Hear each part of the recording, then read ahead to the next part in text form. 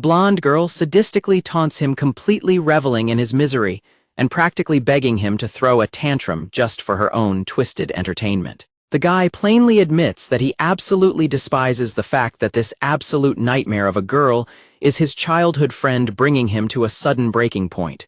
Right then and there, something completely shatters in his mind. It turns out this girl, Takeyashiki Yua, is essentially untouchable, boasting top-tier status as a massive idol and the heiress to Japan's biggest corporate empire, making her a literal modern-day princess with insane wealth and power. In stark contrast, Suzuki Kazuma is a complete bottom-tier loner with zero friends and zero romantic prospects, whose only claim to fame is his unfortunate childhood connection to the glamorous Yua. Kazuma reflects on how he has spent his entire existence just quietly fading into Yua's massive shadow. He never craved her spotlight, secretly just wishing for a hopelessly normal experience filled with regular friends and a standard girlfriend. He remembers a time he actually gathered the courage to confess these humble desires to her. Her response was absolutely brutal, openly mocking his intelligence and reminding him that a gloomy loser like him needs to stay in his lane at the very bottom of the food chain. Yu ruthlessly hammers it in that his only value in this world is being her childhood friend, claiming that this tiny connection alone has completely drained all his life's luck, and ordering him to get that harsh reality check through his thick skull. The brutal command to simply know his place echoes on an endless crushing loop in his mind.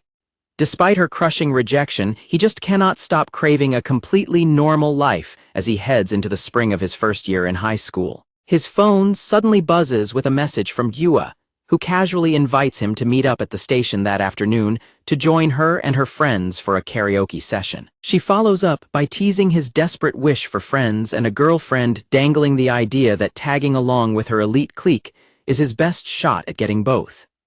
He realizes she is talking about joining Hiragi Ayaka, a notoriously flashy girl from their class. He wonders why he is even being invited, since he has never spoken a single word to this flashy girl in his life, but Yua continues texting him to just take the leap and make the first move. Buying into her bait, he foolishly convinces himself that this unexpected hangout is finally his golden opportunity to completely turn his miserable life around. Absolutely desperate for a fresh start, he goes all out by getting a proper haircut, dressing in his absolute best clothes, and nervously arriving at the flashy VIP karaoke club. He hypes himself up one last time right outside the room, completely determined to shed his loser persona and finally become a brand new version of himself. But the very second he walks through the door, his hopes are instantly pulverized as Yua and the entire room of popular kids erupt into vicious, humiliating laughter right in his face. The entire group immediately starts mercilessly mocking him, cracking up over the fact that he actually fell for their trap, showed up,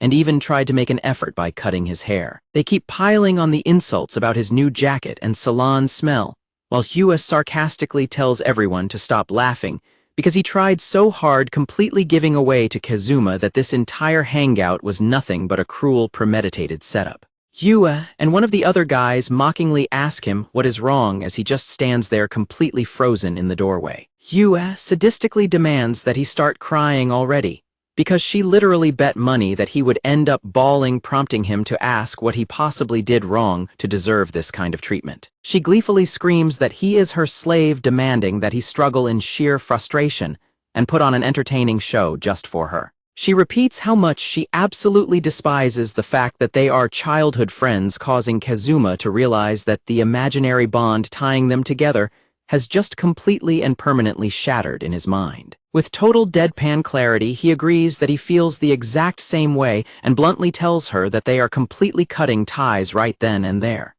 Yua freezes in completely dumbfounded shock at his sudden and unexpected rebellion. Snapping out of her shock, she furiously yells at him for daring to talk back to her as a bottom-tier loser, but he just calmly points out that she was the one complaining about their connection in the first place. She throws a massive fit, screaming that she has every right to hate him, but he is never allowed to hate her back, leaving Kazuma to just mentally check out and realize the world has gone completely mad if a toxic brat like her is considered a top idol. Kazuma calmly declares the matter settled and walks out, completely ignoring the other kids mocking him for trying to act cool while slamming the door on a totally stunned Yua. The rest of the clique, immediately stops laughing, their smug expressions dropping into absolute confusion as they suddenly notice something completely unexpected left on the table. Someone questions in disbelief if the solid table is actually broken, staring at a massive shattered crack running straight through the thick surface right beneath the cash Kazuma left behind. The entire room freaks out, completely refusing to believe that a normal guy like Kazuma could have casually shattered a solid table with his bare hands, and desperately convincing themselves that it must have been broken from the start. As one of the guys casually tries to check on her, Yua completely ignores him, standing there violently trembling with pure unadulterated rage while muttering under her breath that she will never let this go. She utterly loses her mind, screaming at the top of her lungs that she will never forgive him for daring to break off their friendship, while Kazuma just casually processes the outburst with complete indifference. Stepping out into the city streets, Kazuma is hit with an overwhelming wave of relief, noting how incredibly refreshed he feels and how the whole world suddenly seems to be glowing. Thinking back on her sadistic nature, he genuinely questions why he ever allowed her to control his life, deciding that braving high school completely alone is infinitely better than selling his soul to a literal monster wearing human skin. With absolute clarity finally returning to his eyes, he makes a firm and unwavering resolution for how he is going to live from this moment forward. Basking in the bright sunlight, he completely sheds the heavy burden of living in her shadow and wholeheartedly declares himself finally truly free. Later that night, the story shifts to the massive, sprawling Takeashiki estate. Inside, we are introduced to Takeashiki Teizo, the incredibly wealthy and powerful chairman of the Teikai group and director of the academy. Yua abruptly bursts into her grandfather's office, interrupting a quiet moment with her cousin Kikura to throw a dramatic tantrum. She immediately starts complaining to her family about Kazuma acting completely victimized, as she announces that he actually had the audacity to sever their childhood friendship. She furiously whines that he had never once dared to oppose her before, while Kikura calmly processes the fact that Kazuma finally snapped. Kikura logically suggests that Yua probably provoked him by saying some seriously nasty things, which Yua instantly and loudly denies. Trying to brush off her horrific behavior, Yua casually admits she merely called him her slave and told him she hated their friendship, genuinely acting like it was no big deal. Both her grandfather and cousin immediately shut her down, bluntly agreeing that her words were awful and that Kazuma has every right to be furious with her. Desperate to deflect the blame, Yua tries to paint Kazuma as the weird one for suddenly wanting regular friends, and a girlfriend, completely rejecting her cousin's reminder that wanting a normal social life is standard teenage behavior. Her true unhinged possessiveness completely spills out, as she declares that since she understands him best, he belongs strictly to her, making the mere thought of him ever getting close to another girl absolutely unforgivable in her twisted mind. Yua completely breaks down and screams that she is only acting this way because she actually loves him, prompting her highly biased grandfather to instantly switch sides and ridiculously declare that this entire situation is entirely Kazuma's fault. Kikura gently points out that if Yua genuinely wants to repair the relationship, she needs to swallow her pride and apologize, but the spoiled heiress immediately and stubbornly refuses to take any accountability. Instead, she violently pivots to demanding that her cousin, who secretly serves as Kazuma's mentor, magically fix the situation by forcing the boy to grovel, profess his undying love, and seal the apology with a romantic kiss. Kikura quietly chuckles to herself, completely amused by the absolute absurdity of her little cousin demanding a forced romantic confession. Kikura smoothly pivots the conversation to her great-uncle, confirming his ultimate plan to make Kazuma into Yua's husband, which the chairman completely validates by explaining he deliberately assigned Kikura to secretly train the boy in martial arts and leadership to mold his incredible potential. Kikura totally agrees with the chairman's assessment, admitting that Kazuma's raw, untapped talent is unlike anything she has ever encountered before. It is revealed that Kazuma has been deliberately scoring perfectly average grades since elementary school just to blend in, meticulously training himself to be the ultimate invisible shadow for Yua, and that if he actually stopped holding back, his true abilities would completely shake the world. On top of his hidden genius, Kikura notes that Kazuma is naturally insanely popular with women, exposing the dark truth that the family has secretly transferred out countless girls who had crushes on him to purposely isolate him and make him falsely believe he is an undesirable loser. Yua smugly brags that her Kazuma is obviously amazing, while the chairman gravely confirms that the boy is the absolute perfect candidate to eventually take over their massive corporate empire. However, Kakura secretly realizes the massive flaw in their grand scheme, silently predicting that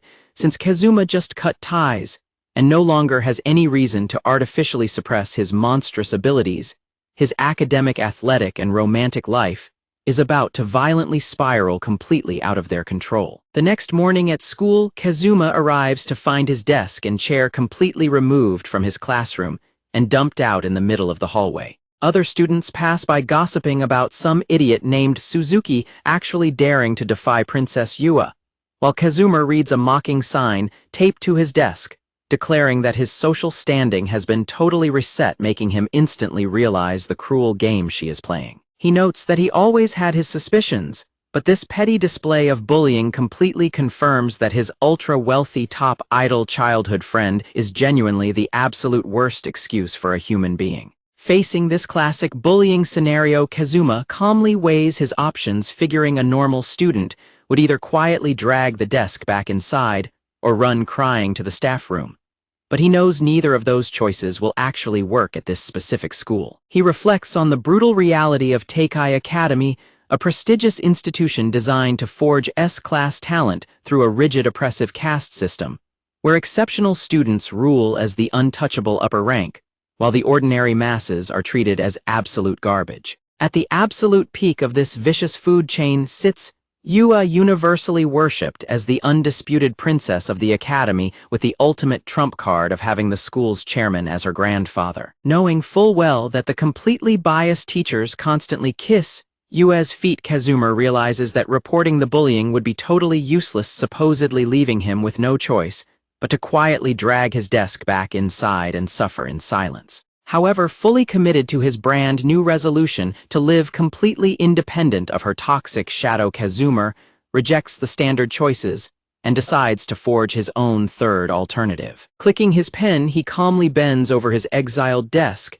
and starts writing a direct response right on the bully's mocking sign. He cleverly flips the entire situation on its head by officially writing that since this isolation is a direct order from the untouchable princess herself, he will simply study on his own out in the hallway and fully expects the school to mark him as present. The surrounding students are already whispering in absolute shock, unable to believe that Kazuma actually had the nerve to stand up to the untouchable Princess Yua. Realizing that dealing with the immediate aftermath of his rebellion will be a massive hassle, Kazuma decides his best option is to slip away and find a quiet place where nobody can find him. He heads down to a secret underground library that almost nobody else knows about, planning to lay low until class ends and accepting that, while his stand against Yua might have ruined his chances at a normal social life, he is perfectly fine living quietly on his own. However, his plans for a peaceful hideout are instantly derailed when he opens the door and walks right in on a classmate in the middle of changing. The startled girl is completely mortified, her mind totally short-circuiting in embarrassment as she prepares to scream. A deafening shriek immediately echoes throughout the entire school, completely shattering his hopes of keeping a low profile. He has absolutely no idea that this chaotic encounter is the exact moment his quiet high school life officially comes to an end. Despite his simple desire to just blend in and lead a completely ordinary life, the universe seems to have entirely different plans for him. His hopes of fading into the background are completely thrown out the window. He is left to face the ultimate reality that he is destined to be constantly surrounded by extraordinary girls who will ensure his life is anything but normal. Kazuma heads to the school's old library to find some peace and quiet, but his plan is instantly ruined when he accidentally walks in on a girl changing right behind the bookshelves, proving his peaceful days are officially over. Meanwhile, a highly arrogant Yua sits on a desk, completely convinced that her former childhood friend is far too weak to survive without her and will come crawling back to apologize in no time. Hoping to maintain her sparkling public persona and gain some online sympathy, Yua jumps onto her popular streaming channel to greet her massive fan base with her signature cute idol act. Boasting over 1 million loyal subscribers, Her stream is titled around her favorite condescending catchphrase, showing how much she thrives on looking down on others. During the broadcast,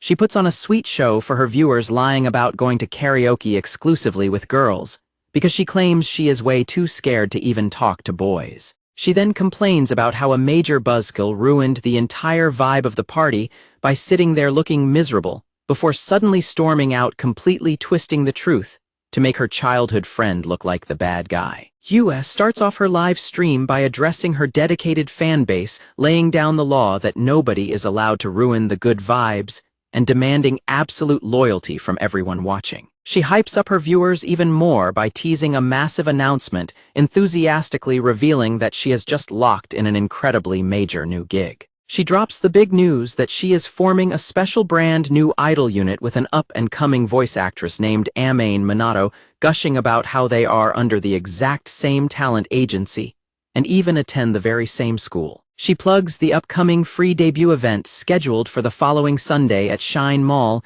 eagerly urging all of her fans to show up and support the new group. With her major announcements completely covered, the popular idol wraps up her stream with a cute signature farewell to her viewers. The comments section immediately explodes with activity as fans congratulate her on the new unit, though several protective followers express skepticism and frustration about her being paired up with a completely unknown partner. Meanwhile, Kazuma takes the initiative to clear the air, sincerely apologizing for the awkward incident that happened earlier and introducing himself as a student from Class 1-3. The flustered girl introduces herself as Minato from Class 3, quickly offering her own sincere apology for losing her composure and raising her voice earlier. Kazuma insists that the blunder was entirely his fault for not checking the room first before entering, and asks if she also discovered this quiet spot through a tip from a library committee senior, which she shyly confirms. Hoping to find a quiet sanctuary, Kazuma sneaks away to the abandoned underground library, only to realize he is not the only student looking for some peace. After an incredibly awkward accidental encounter where he interrupts her changing, a highly flustered Minato finally finishes getting ready and apologizes for keeping him waiting. Kazuma is completely baffled by the situation, questioning why she is wearing sports attire and, more importantly, why she decided to use a dusty, forgotten library as her personal changing room in the first place. Quickly apologizes and explains that she was simply looking for a private area to practice her singing and dancing. She mentions that someone had previously shown her this forgotten room, making it her go-to secret rehearsal space. She explains that she works as a voice actress and is currently preparing for an upcoming live concert unit performance. Desperate to find a secluded place where she can practice her singing and dancing without bothering anyone, she figured this abandoned library was her safest bet. Kazuma instantly connects the dots, recognizing that is one of the many young talents attending this academy. He reflects on how the school is packed with entertainers, including his toxic former childhood friend, making the campus a breeding ground for cutthroat social hierarchies. Kazuma is genuinely impressed by her intense work ethic, noting that she even went to the effort of setting up a full-length mirror just to practice her performances properly. However, the mention of school snaps back to reality, leaving her panicked about the classes she is currently missing. Reveals the heartbreaking reason why she is hiding out in the library, instead of being in class, explaining that she arrived that morning only to find her desk and chair completely exiled to the hallway with a cruel sign stating there is no room for her. She was left devastated by the sudden and public humiliation from her peers.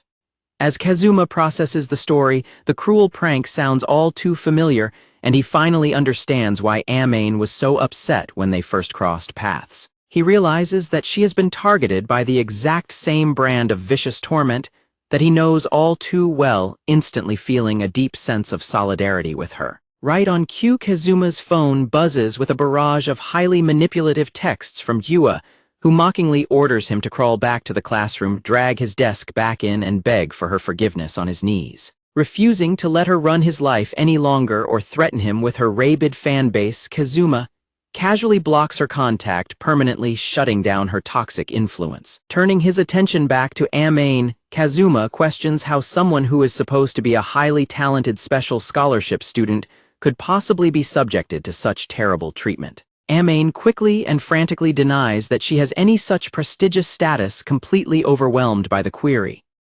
Minato puts herself down, claiming her lack of popularity as a voice actress makes perfect sense given her supposedly terrible looks and voice. Kazuma immediately shuts down her self-deprecation, pointing out that, while he cannot even see her face past her heavy bangs, her voice is actually undeniably cute. He goes on to describe her voice as pleasantly memorable and casually compares it to the clear sound of a rolling bell, completely catching the gloomy girl off guard and making her instantly flustered. She frantically denies the compliment, insisting she is absolute trash compared to top-tier talents like Takayashi Yua. She then explains that a total nobody like her being forced into a unit with the untouchable elite idol is the exact reason she just became a prime target for school-wide harassment. She admits her social media is already getting swamped with hate comments from rabid fans claiming she will ruin Yua's flawless reputation.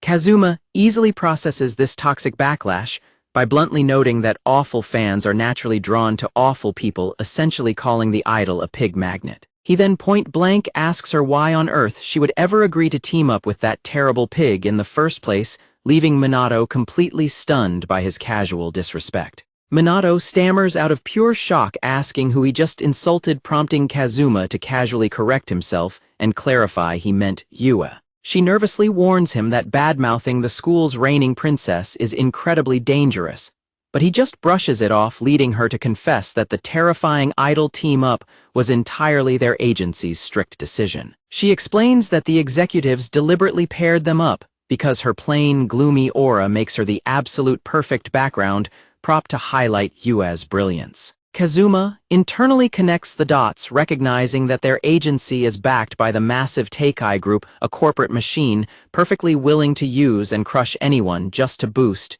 Yua's career. He quickly figures out that the vicious desk sabotage was almost certainly orchestrated directly by Yua herself, knowing the spoiled heiress would absolutely refuse to tolerate being paired with someone she considers a bottom-tier loser. Despite facing horrific bullying and humiliation, Minato nervously but firmly states that she is totally fine with being relegated to a background prop, because this gig is still a massive once-in-a-lifetime opportunity for her career. She passionately vows that she absolutely refuses to drag anyone down and is completely determined to give this daunting unit everything she has, leaving Kazuma silently moved by her raw, genuine resolve. Kazuma is genuinely impressed by her dedication, realizing she came all this way just to hone her skills, and casually tells her that her work ethic is actually pretty cool. Offering his assistance, he volunteers to keep her company and help out with her practice humbly, adding that he can only really offer feedback from a total amateur's perspective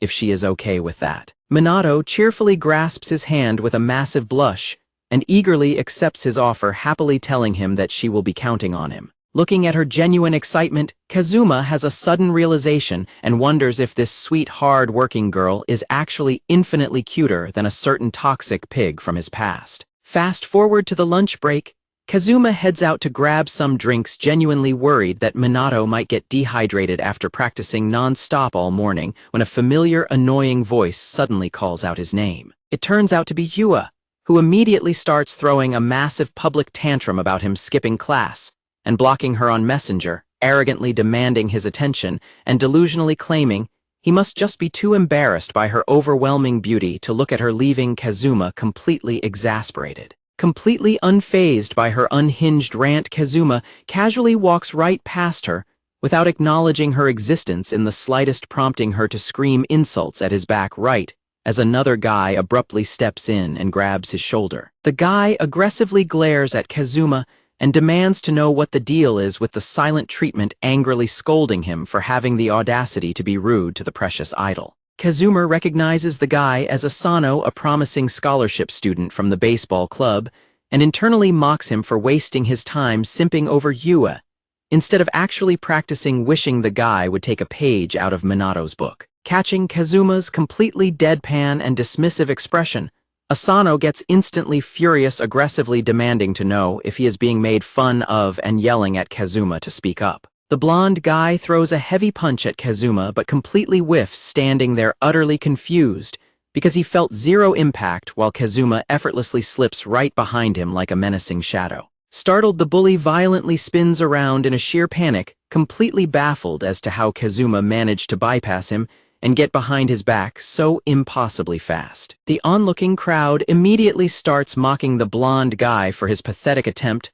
loudly murmuring about how his attack was completely useless and questioning if he is just incredibly weak for missing his target so badly. Kazuma casually pours salt in the wound by flatly asking the bully if he is just out of shape, instantly sending the humiliated guy into an absolute blind rage. Just as the furious bully winds up to throw another desperate punch, Yua suddenly bursts onto the scene and screams at him to stop right in his tracks. The guy freezes in total shock as Yua ruthlessly puts him in his place, aggressively declaring that she is the absolute only person allowed to bully Kazuma and strictly forbidding anyone else from laying a single finger on him without her explicit orders. The terrified bully quickly stammers out an apology while Yua instantly drops her vicious attitude, turning back to Kazuma with a sickeningly sweet smile to ask what her beloved childhood friend wants. Kazuma completely ignores her cute act and bluntly asks her if she genuinely thought her little theatrical rescue stunt was supposed to look cool, instantly shattering her smug delusion. While Yua stands there completely dumbfounded, Kazuma coldly orders her to listen closely, firmly declaring that there is absolutely no one on Earth who possesses the right to mess with him or bully him anymore. With absolute merciless conviction, he delivers a final chilling warning that he absolutely does not care who she is or how much power she thinks she holds over him. Kazuma walks away in the school hallway, bluntly telling Yua to just leave him alone as she stands there in shock. While the surrounding students freak out over his apparent rudeness and rush to see if she is all right, Yua is actually completely smitten, secretly swooning over how cool he is. A week quickly passes by at the academy. A cheerful girl is humming a tune to herself while walking in her gym uniform, only to suddenly lose her footing and begin to fall. Before she can hit the ground, Kazuma smoothly catches her, leaving her startled and blushing as she calls out his name. She apologizes for constantly being clumsy, but Kazuma tells her that he simply does not want her to get injured before their actual event. She warmly praises him for always magically appearing to catch her whenever she stumbles, though Kazuma humbly brushes it off as nothing out of the ordinary. She explains how much his quiet support and encouragement have helped her despite his attempts to downplay his own kindness. Blushing happily, she looks him in the eye and offers him another massive heartfelt thank you. Although Kazuma keeps up his casual front, her sincere gratitude deeply touches him, marking the very first time in his life that anyone has ever said something so kind to him. Kazuma points out that instead of spinning on her return to center stage, she should probably just walk back normally since she always loses her balance, but Minato stammers that a normal walk simply would not look good for the overall performance. Kazuma calmly takes her point into consideration, while Minato dramatically protests that since the center of the stage is at least 5 meters away, covering that massive distance without the spin is completely impossible. Unfazed, Kazuma suggests that she could just jump backward in a single move, instead noting that a flashy leap would definitely stand out on stage, and begins explaining how she could easily pull it off by utilizing her knee strength. He instantly puts his words into action and effortlessly launches himself a massive distance backward with incredible force, completely stunning Minato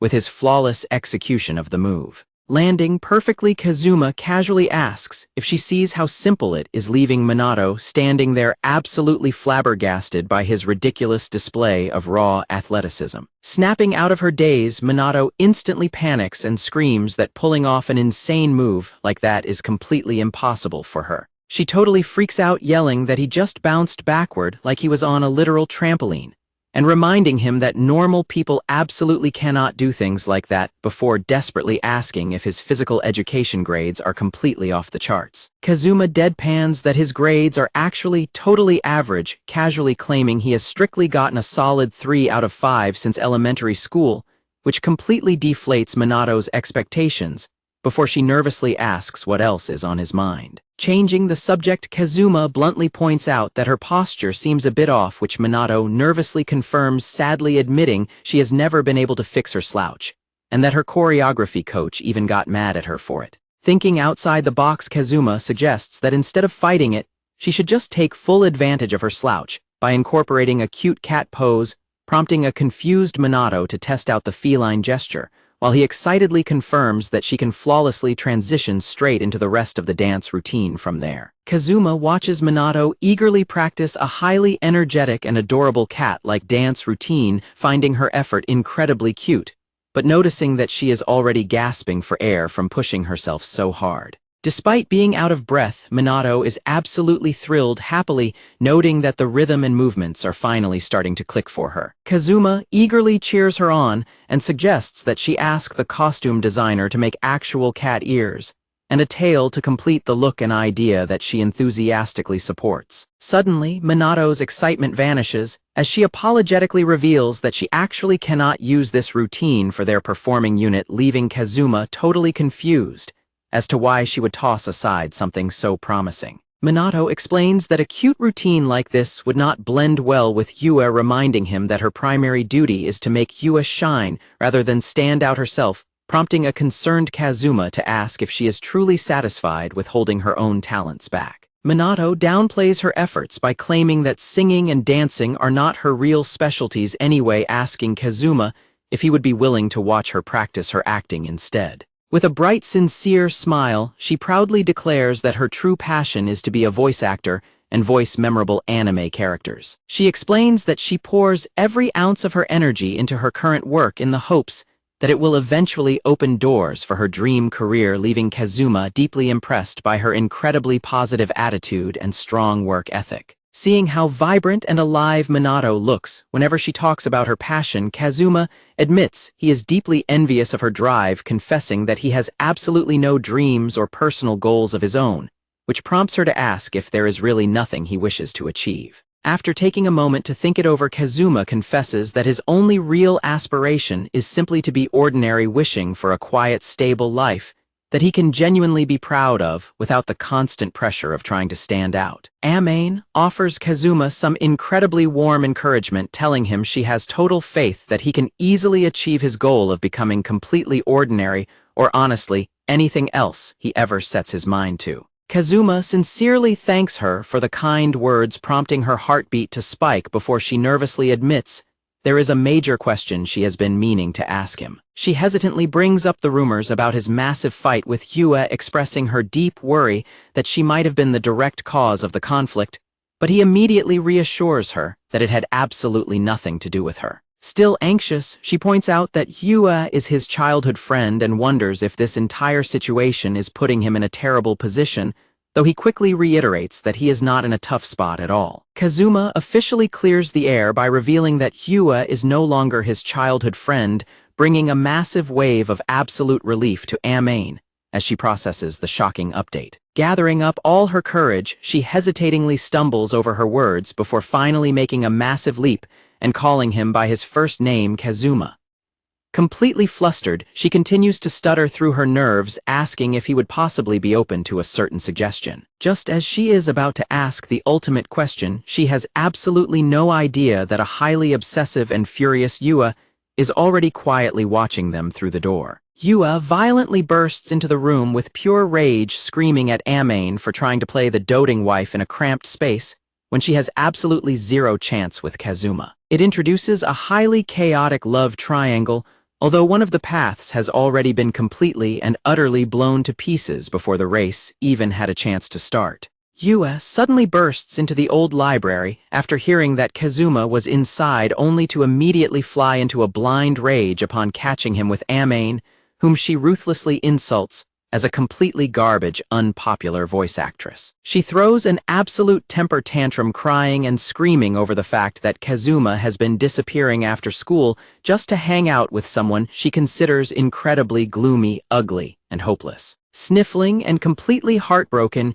Yua whines in utter distress, unable to comprehend why Kazuma would choose to stand next to this trash girl instead of staying by her side. Hoping to de-escalate the explosive situation, a terrified Amane desperately tries to explain that the misunderstanding is entirely her fault, and that Kazuma was simply trying to help her. Her attempts to help only backfire spectacularly, as Yua turns her terrifying, unhinged glare directly onto Amane, sending a massive shiver of absolute terror down her spine. Yua goes on a vicious rampage, screaming that getting close to Kazuma is a million years too early for a forehead curtain weirdo like her, and declaring that she must be incredibly ugly under those long bangs. But when Amein's bangs are pulled back to reveal her face, she turns out to be an incredibly beautiful girl with teary shimmering eyes that completely catch Yua off guard. Yua's jaw completely drops in sheer shock and panic, as she frantically demands to know if Amein has already shown this unbelievably cute face to Kazuma. Fearing she has already lost her grip, a frantic Yua desperately scrambles to find some duct tape to cover Amein's hair back up and hide her beauty, leaving Kazuma to watch the sheer absurdity unfold in total disbelief. Kazuma completely shuts Yua down, telling her to cut it out and pointing out that she is supposed to be in the exact same idol group as Minato, but Yua aggressively doubles down, arrogantly claiming that someone with zero name recognition like Minato is nothing more than a lowly support role anyway. Kazuma brutally defends his new friend, bluntly informing the spoiled idol that this so-called sidekick trains like an absolute maniac every single day just to hold her own, sternly warning Yua to back off and not get in her way, leaving the princess completely speechless. Yua furiously screams at him, demanding to know why he is taking a stranger's side when he is supposed to be her childhood friend.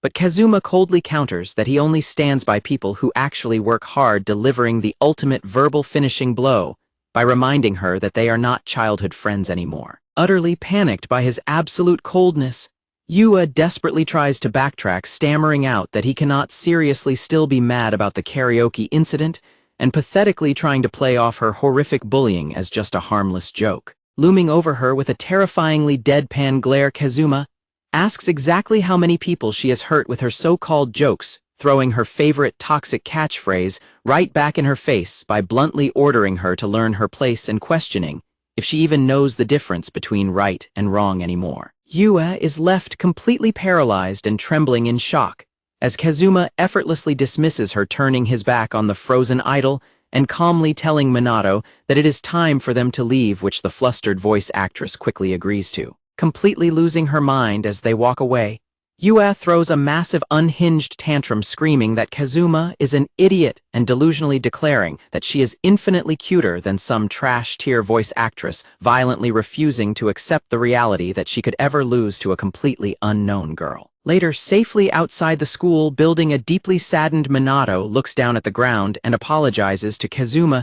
sincerely blaming herself for making the volatile princess so incredibly angry. Kazuma immediately stops her, reassuring her that she absolutely does not need to apologize for Yua's toxic behavior, and smoothly adds that her clash with the idol actually just gave him a genuinely brilliant idea. Smirking as he forms a plan, Kazuma explains that if they can manage to strike Yua's massively inflated pride in the exact right way, they can completely throw the arrogant idol off her game, officially dubbing his brilliant counter-attack the Amen Nyan dance operation, and leaving Minato completely baffled by the absurd name. To properly escape the chaos at school, Kazuma and Amein decide to head to a nearby family restaurant where they can sit down in peace and discuss her situation in detail. Kazuma presents her with a packaged set of cat ears, leaving Amein utterly confused as she stares at the accessory and asks him what she is supposed to do with it.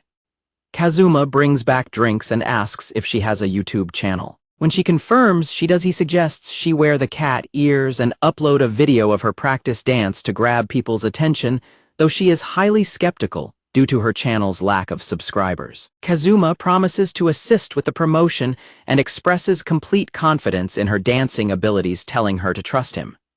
Relieved by his reassuring words, Amein tentatively agrees to go along with the plan. Kazuma then suggests that she record the video with her bangs pinned back, candidly telling her that she is incredibly cute and that hiding her face is a total waste, which leaves her completely flustered by the sudden compliment. Amein confesses her deep stage fright, admitting that she gets terrified when people stare at her and can only feel secure when she is hiding behind her bangs.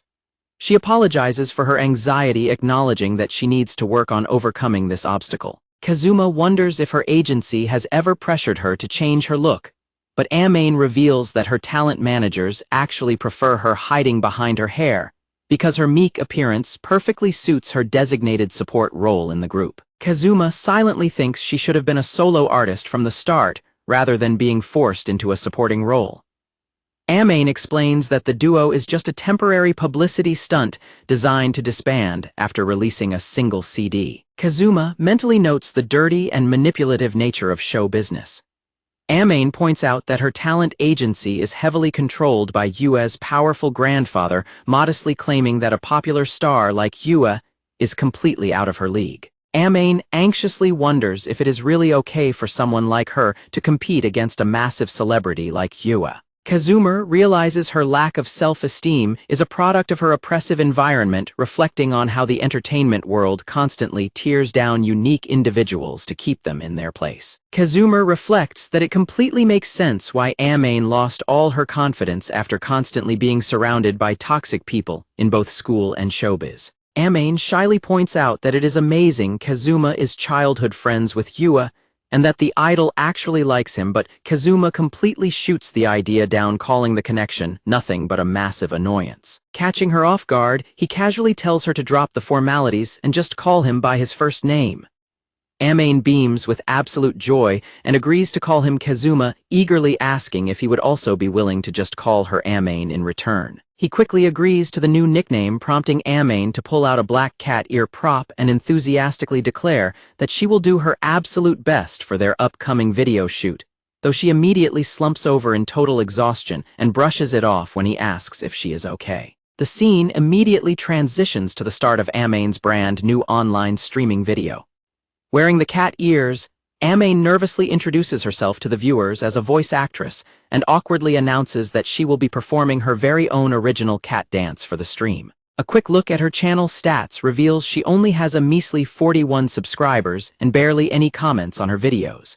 Despite her tiny audience, she politely bows and asks her viewers to stick around until the very end before nervously kicking off her performance. She completely transforms as the music starts flawlessly executing a highly energetic and incredibly adorable cat-themed dance routine for the camera. Catching her breath after the routine, she timidly plugs her upcoming live event, scheduled for Sunday, desperately begging anyone watching to please come out and see her perform in person. Amain Minato wraps up her stream, desperately urging her viewers to hit that subscribe button, only for her phone battery to suddenly die right in the middle of her sentence. Watching her stream, Kazuma finds her pretty adorable, and despite noticing a few toxic hate comments, decides to check out her channel further while making the classic excuse that he is strictly doing it for information gathering. While browsing YouTube, Kazuma stumbles upon a video featuring his highly irritating former childhood friend.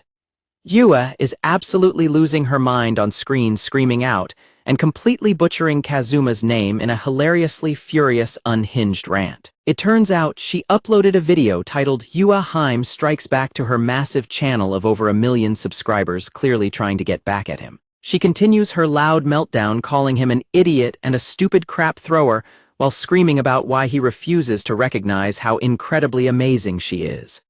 Suddenly, she stops her unhinged rant and lowers her head, seamlessly transitioning back into her polished streaming persona. She immediately plays it off with a sweet smile, introducing herself to the viewers as their cute and beloved Yua Haim. She quickly covers up her aggressive outburst by claiming it was actually just a dramatic demonstration of emotional expression, acting playfully, asking her audience if they were surprised by her range. She casually laughs it off by explaining she was merely channeling a little bit of recent real-life frustration to make the performance more authentic. Yua wraps up her latest live stream, playfully teasing her viewers about potentially going all in on an acting career, before signing off with her signature self-absorbed idol title. She waves a cheerful goodbye to her adoring audience, telling everyone to keep cheering her on and promising to see them all again very soon. Meanwhile, Kazuma watches the broadcast from his phone, completely deadpan and utterly exhausted by the sheer level of absolute nonsense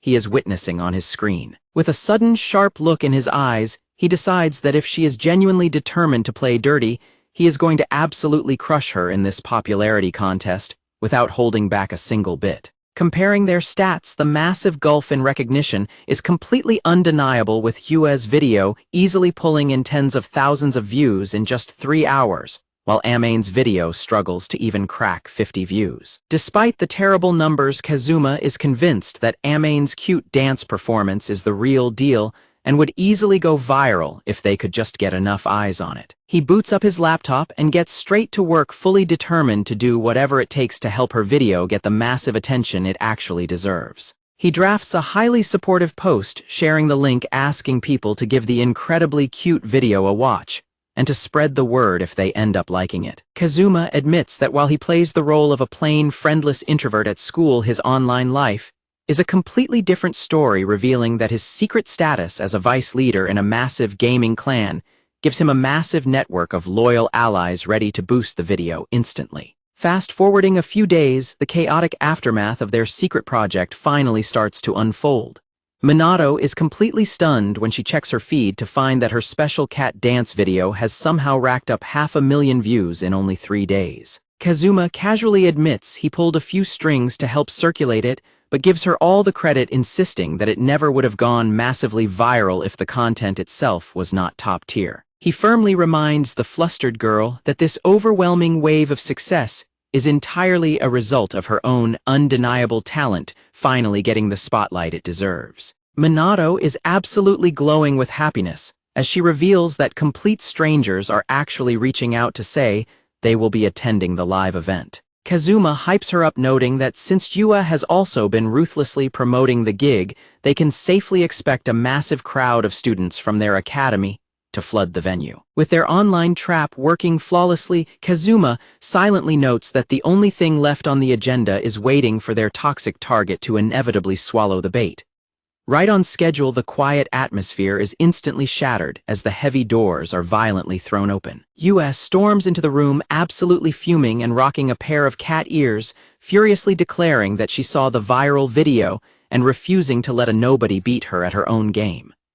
Kazuma simply watches her meltdown with deadpan satisfaction, fully aware that she fell right into their trap. The spoiled princess dramatically stakes her claim, announcing that Sunday's event will officially be a high-stakes cat ear showdown to prove who the real top idol is. Catching the subtle twitch of sheer frustration on her face, Kazuma smugly reflects that outsmarting her was a total breeze, since surviving as her childhood friend taught him exactly how her massive ego operates. With their rival backed right into a corner of her own, making everything is officially locked in place to kickstart their massive rebellion against the school's untouchable queen. The fateful day of the mall event finally arrives, and Kazuma casually meets up with Minato, who is already decked out in her gorgeous new idol uniform, and completely flustered about accidentally heading the wrong way to the dressing rooms. In the dressing room, Yua throws another spoiled tantrum at her nervous manager, arrogantly complaining that she absolutely refuses to breathe the same air as a complete nobody. As a result of her childish fit,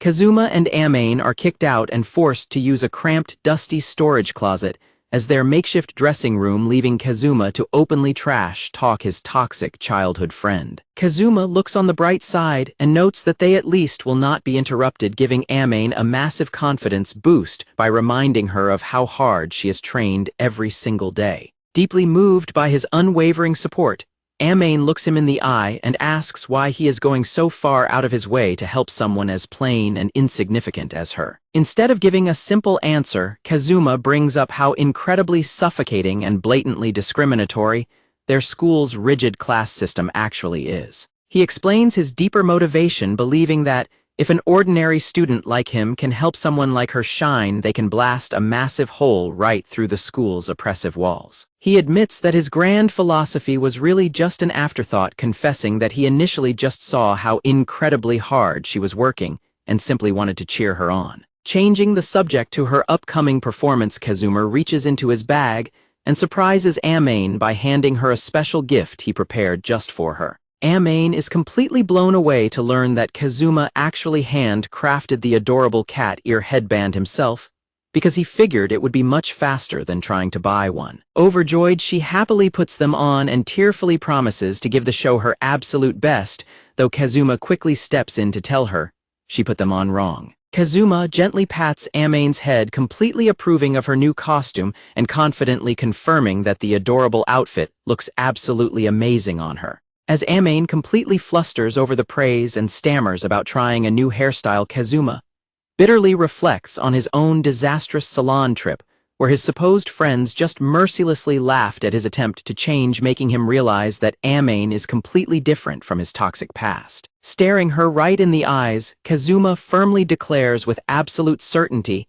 that she is genuinely someone who possesses the power to truly shine. He earnestly explains that unlike him, she actually has a massive dream and has poured an incredible amount of hard work into chasing it down, leaving Amane completely moved by his sincere belief in her. Right as a staff member knocks on the door to announce that she is finally up, Kazuma reaches out his hand and tells her it is time to head out. Amane happily grasps his hand with a massive blush, completely ready for the stage, while Kazuma flashes a confident smirk and fiercely orders her to go out and steal every single last one of that pig-faced idol's fans. Filled with absolute confidence and determination, Amane bursts through the dressing room door and excitedly announces her entrance, ready to prove that a girl who truly shines is absolutely unstoppable. The story notes how the vital spark needed to truly shine on stage can come from the absolute smallest of things, showing Amane gripping her microphone and stealing her nerves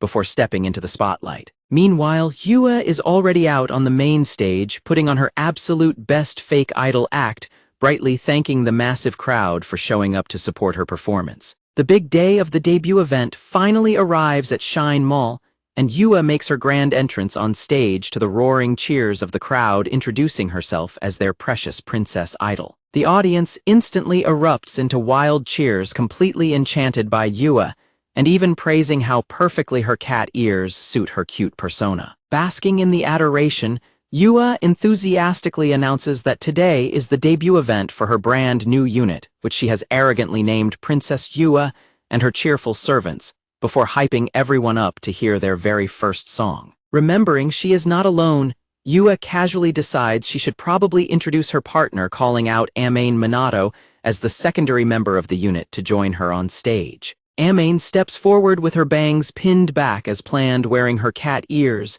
and shyly introducing herself to the crowd while asking for their support. The second Yua looks over, her mind completely short-circuits in absolute shock and panic as she registers Amane's unbelievably gorgeous face without her usual messy bangs hiding it. The crowd instantly goes wild, completely forgetting about the main star as they marvel at how incredibly cute the mysterious new girl is, while a sweating Yua desperately tries to process her spotlight being completely stolen. Yua is absolutely seething with rage, unable to believe that simply pinning back her bangs could make Amane look so stunning, but she desperately tries to regain control of her composure and urges them to start the performance. Swallowing her intense anger, Yua kicks off the performance by calling out the title of their debut song, determined to outshine her partner and prove her superiority. As they perform their routine, the crowd is entirely captivated by Amane completely ignoring Yua as they whisper about who the crazy, cute new girl is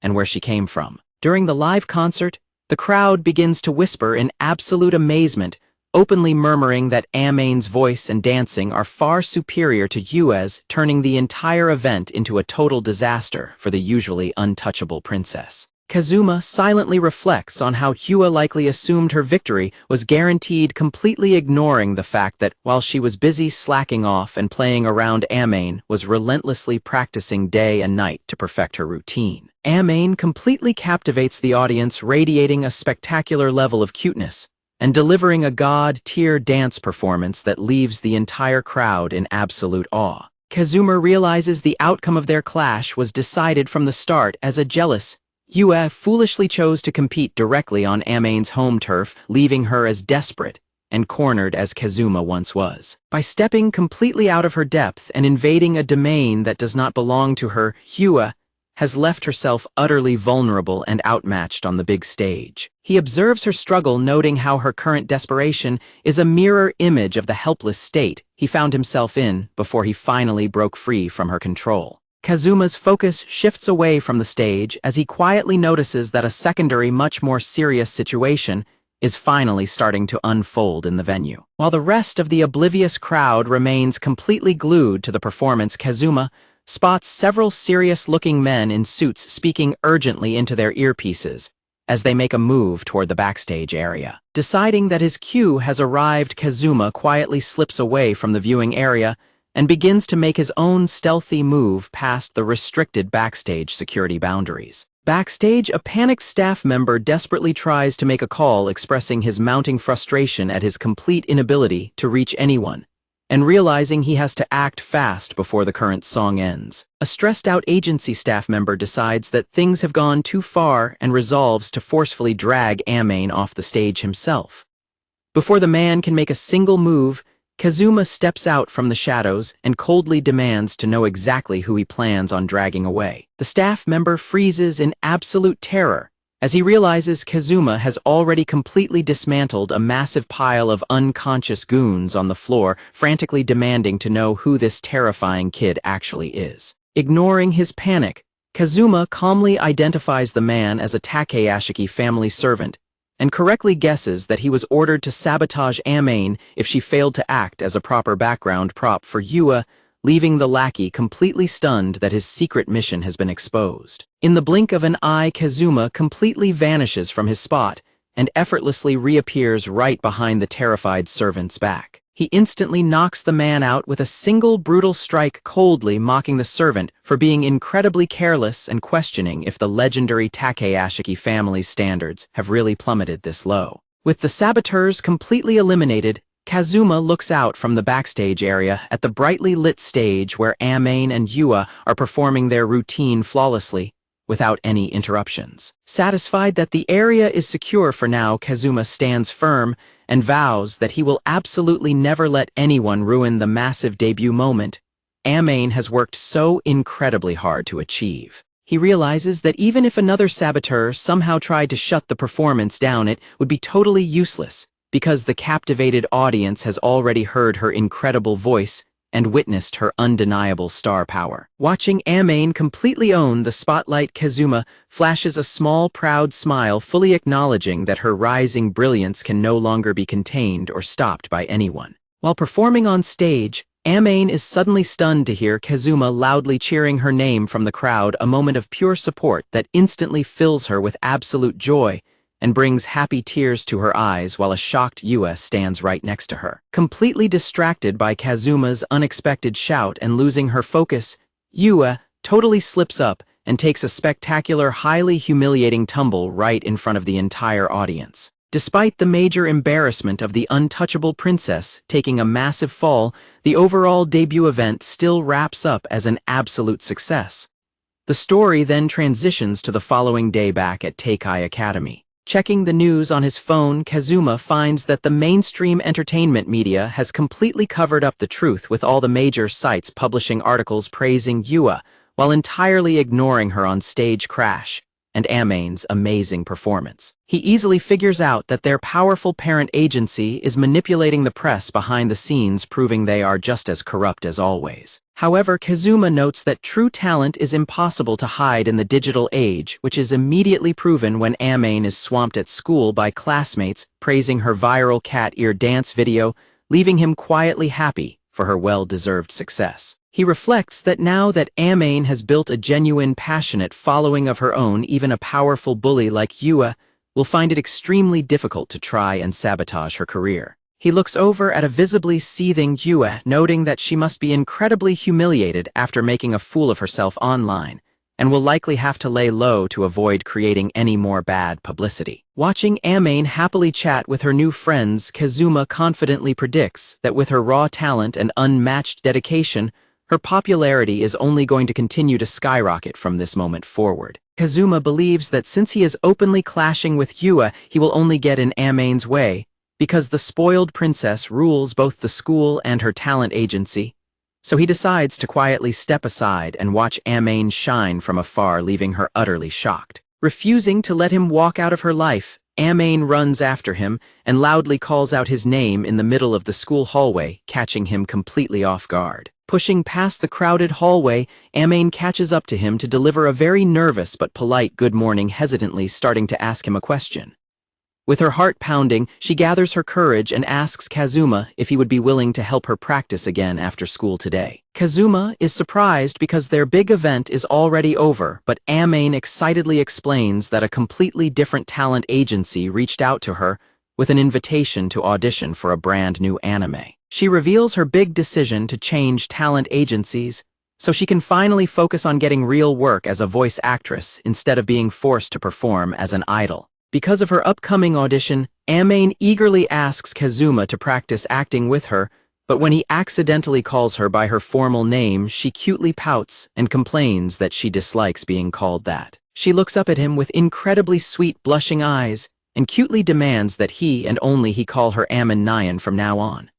Her incredibly loud and adorable nickname request echoes through the hallway, leaving the surrounding crowd of students completely paralyzed in absolute shock. Yua utterly loses her mind in the background, shaking with pure jealousy and screaming in rage about what on earth that girl is trying to do to her precious Kazuma. Kazuma is completely taken aback by Amane's suddenly confident and flirty demeanor, nervously asking if simply lifting her bangs completely altered her entire personality, while she just giggles and playfully suggests that maybe it actually did. Amane boldly grabs Kazuma right in the middle of the hallway, smoothly telling him that if her personality really did change, it is entirely his fault since he was the one who lifted her bangs in the first place, before pulling him incredibly close and playfully demanding that he take full responsibility for her new attitude. Their incredibly close and boldly flirty interaction right in the middle of the school corridor immediately catches the attention of the surrounding students, leaving the entire crowd completely frozen in shock and loudly gasping in total disbelief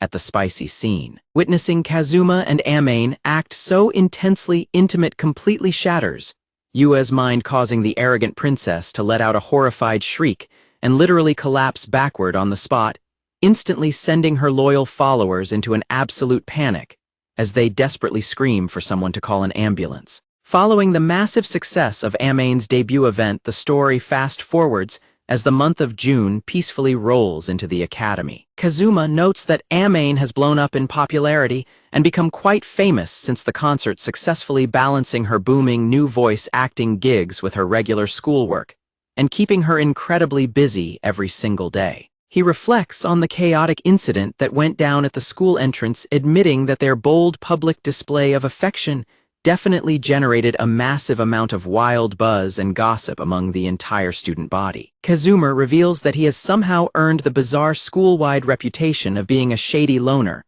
who mysteriously captured the attention of both the top idol and the rising star voice actress, but happily notes that the crazy drama has finally settled down, leaving his daily high school life surprisingly and wonderfully peaceful. Inside the classroom, a group of students bursts into loud laughter as Asano boldly declares that he would die happy if he could just secure a date with Ayaka, prompting his friends to mock him and question if he is actually being serious. Ayaka herself casually chimes in, bluntly telling Asano that his desperate attitude is the exact reason he remains single, which triggers a wave of teasing from their classmates about how he keeps getting rejected by Yua and was just recently swooning over Amane. Asano desperately defends his crush by gushing about Ayaka's incredible looks, top-tier fashion sense, and her prestigious spot as a scholarship student in the elite dance program, making his obvious infatuation the laughing stock of the entire room. Ayaka completely crushes his hopes on the spot by casually revealing that she is already in a committed relationship, which catches both Asano and a listening Kazuma entirely off guard. Asano is left completely devastated by the news, while his classmates ruthlessly tease him for being the absolute last person to find out that Ayaka is already happily dating a college student.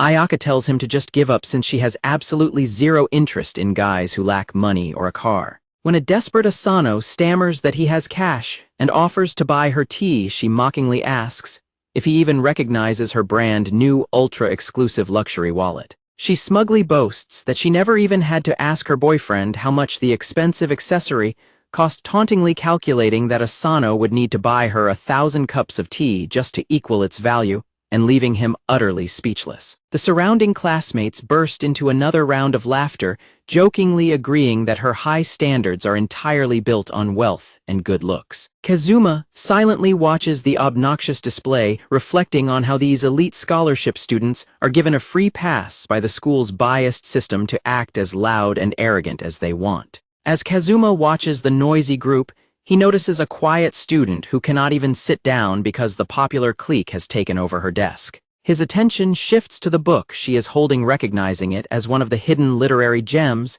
he personally rescued from the underground basement, feeling a quiet wave of satisfaction that his efforts helped someone find and appreciate it. Back in the classroom, a group of popular students crowds around a quiet girl with glasses who is nervously clutching a novel. The bullies mockingly point out that she holds a really good book and cruelly joke about how much she must be dying to finally sit down at her own desk to read it. Sitting nearby, Kazuma silently watches the blatant harassment unfold, maintaining a completely deadpan expression as he observes the situation. Deciding to intervene, Kazuma speaks up and directly calls out to Hiiragi, catching the arrogant blonde girl completely off guard as she turns around in confusion. Kazuma steps right up to the group and bluntly points out that the desk Hiiragi is casually lounging on does not actually belong to her, firmly instructing her to get up and let the bullied girl have her rightful seat back. Hiiragi is utterly stunned by his sudden interference, letting out a sharp gasp of sheer disbelief that he actually has the nerve to confront her. She viciously lashes out, commanding the gross loner to stop talking to her as if they are friends. Kazuma calmly reminds her that the bell is about to ring and tells her to head back to her own seat, but she stubbornly refuses, aggressively declaring she can do whatever she wants until class officially starts. Watching her throw a massive fit, Kazuma internally notes how much Hiiragi clearly despises him, recognizing the exact same icy glare she gave him during a past karaoke trip, and realizing there is simply no reasoning with her stubbornness. Realizing a verbal argument is completely useless, Kazuma takes immediate and drastic action by effortlessly scooping the arrogant girl right off the desk into a sudden princess carry, leaving the surrounding classmates absolutely speechless. Completely swept off her feet, Hiiragi's eyes go wide in pure shock as her face instantly explodes into a massive, intensely flustered blush. With the bully out of the way, Kazuma casually tells the terrified glasses girl to hurry up and grab her seat while she still has the chance. As the thankful classmate quickly rushes to reclaim her desk, Kazuma lets out a quiet, satisfied smirk.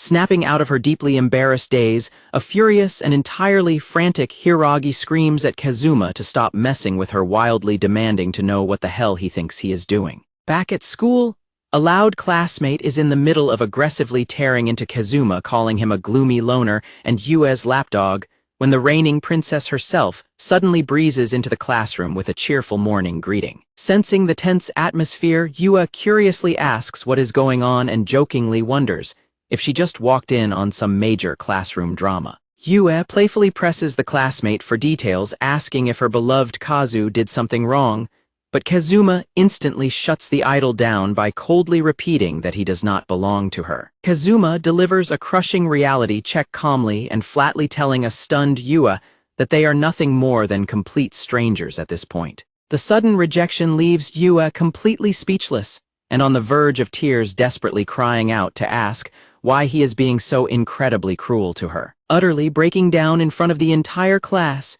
Yue sobs hysterically about him taking the side of the voice actress and passionately screams about how much she actually cares for him, while Kazuma simply watches her outburst with absolute indifference. Remaining completely unmoved, Kazuma calmly reiterates his stance, reminding her that he only aligns himself with people who actually put in real, honest effort. He reflects on how he has absolutely no intention of supporting a spoiled brat who relies entirely on her privilege while acting superior, celebrating his newfound freedom as he flips through a part-time job magazine to start living like a completely normal teenager. He genuinely values the idea of working hard and earning his own money through honest effort, but since this will be his very first job, he remains unsure about what kind of work would actually suit him best. His eyes land on a high-paying listing for a butler cafe, which triggers memories of his middle school days when he was forced to train at Yue's estate, where the head maid rigorously drilled him in cleaning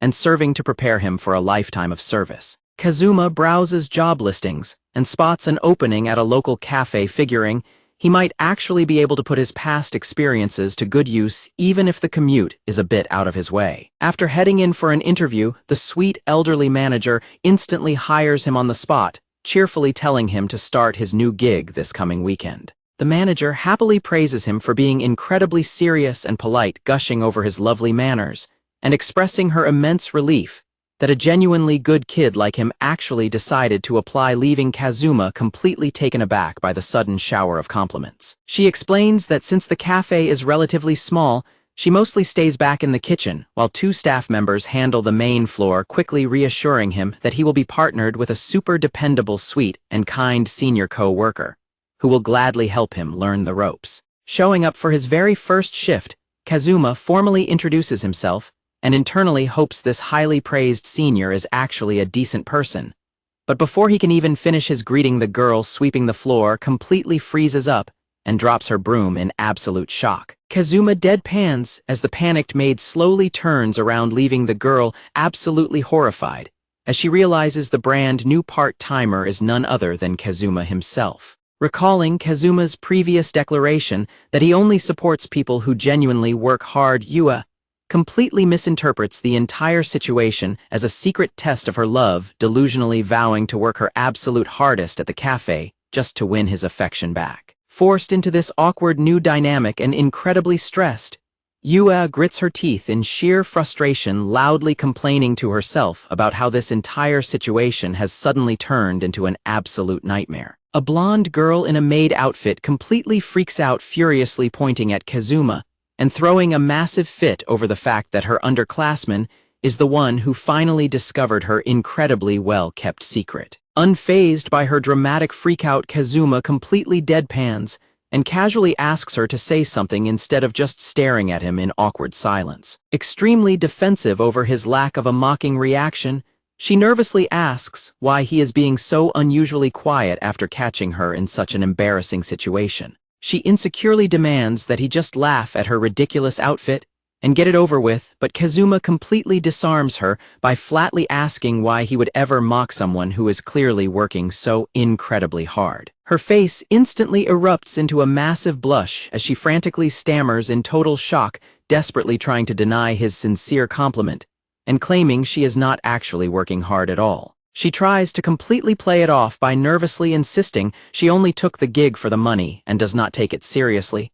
But Kazuma instantly sees right through her excuse, pointing out how impeccably clean the entire room is. He effortlessly proves her dedication by listing off all the spotless hard-to-reach areas she scrubbed and pointing out that her red hands are undeniable proof of her intense labor, leaving her with absolutely no room to downplay her own amazing work ethic. At his new part-time job at the maid cafe, Kazuma praises Ayaka for her incredibly thorough cleaning, pointing out how she even scrubbed on her hands and knees to mop the hard-to-reach places, which completely flusters her as she pouts and calls him annoying. Desperate to hide her embarrassment, Ayaka aggressively orders him to hurry up and change into his butler uniform so she can teach him everything he needs to know before the cafe officially opens for the day. Kazuma politely thanks his new senpai for her guidance, realizing that having a quiet part-time job is the perfect way to spend his after-school hours. Ayaka confidently welcomes their very first customers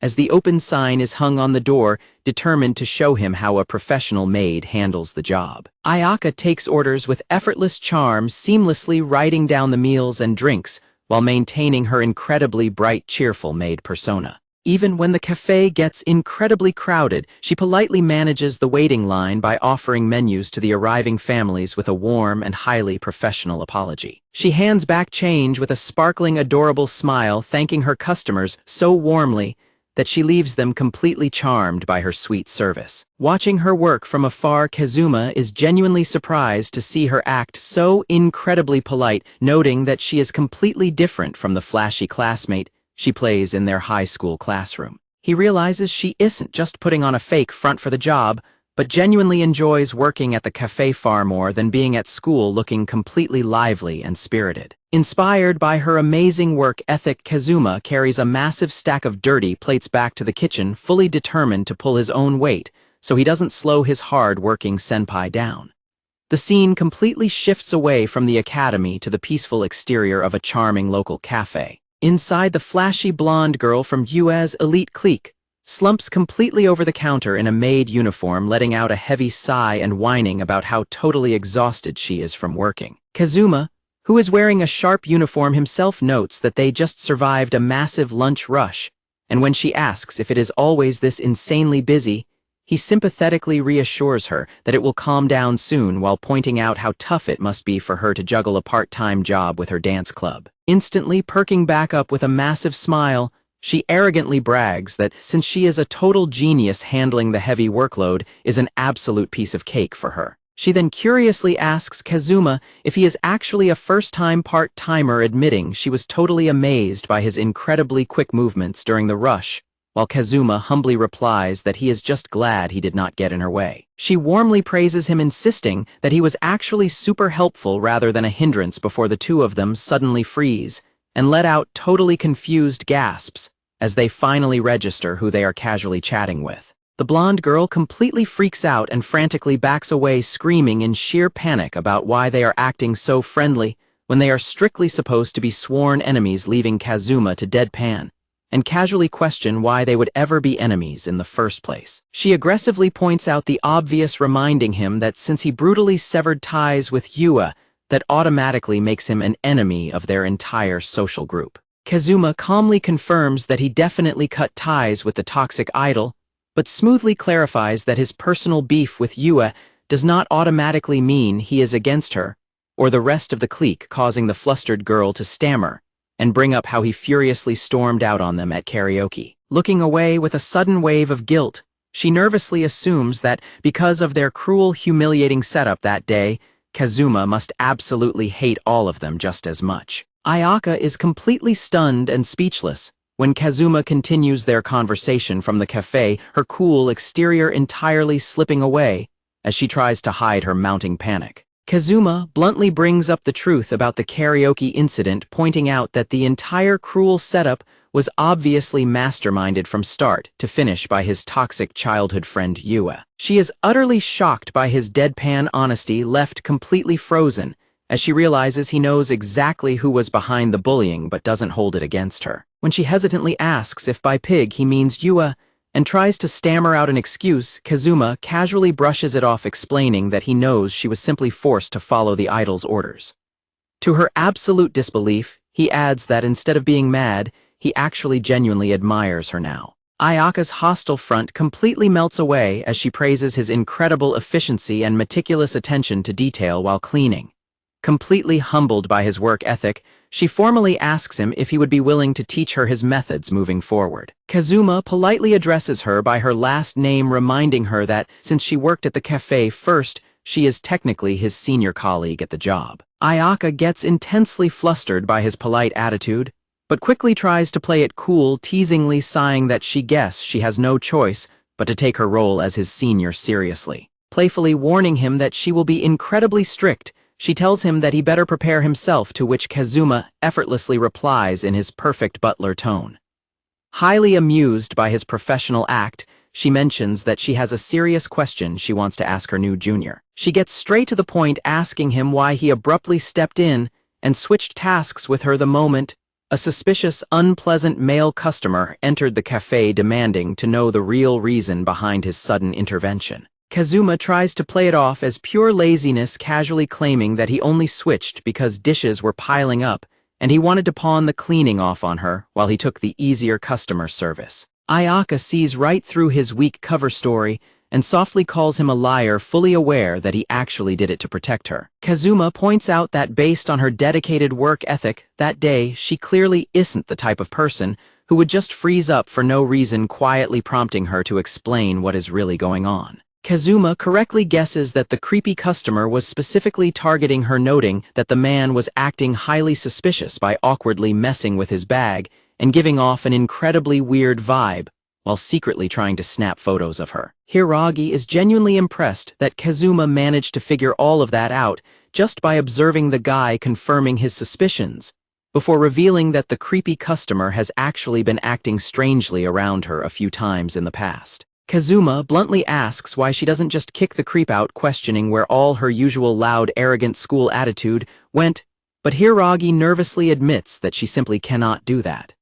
She stammers out that since the man is a paying customer, she just cannot bring herself to confront him directly. Kazuma notes that she is surprisingly taking her job way too seriously, completely dropping his own cold demeanor, as he firmly instructs her to immediately call him over the next time that specific customer shows up, so he can handle the situation himself. Completely overwhelmed by his unexpected kindness and protection, Hiiragi blushes furiously and timidly stutters out a genuine heartfelt thank you. As Hiiragi internally swoons over how surprisingly kind Kazuma actually is, the cafe door chime suddenly rings out, prompting her to snap back to reality and cheerfully welcome the new arrival. The new customer turns out to be Amane, who cheerfully greets Kazuma and playfully refers to herself by her cute nickname while explaining she just had to come see his new part-time job for herself, only to suddenly pause in confusion when she notices the maid standing right next to him. Amane squints at the maid and notes that she looks incredibly familiar. Kazuma immediately realizes this is a massive disaster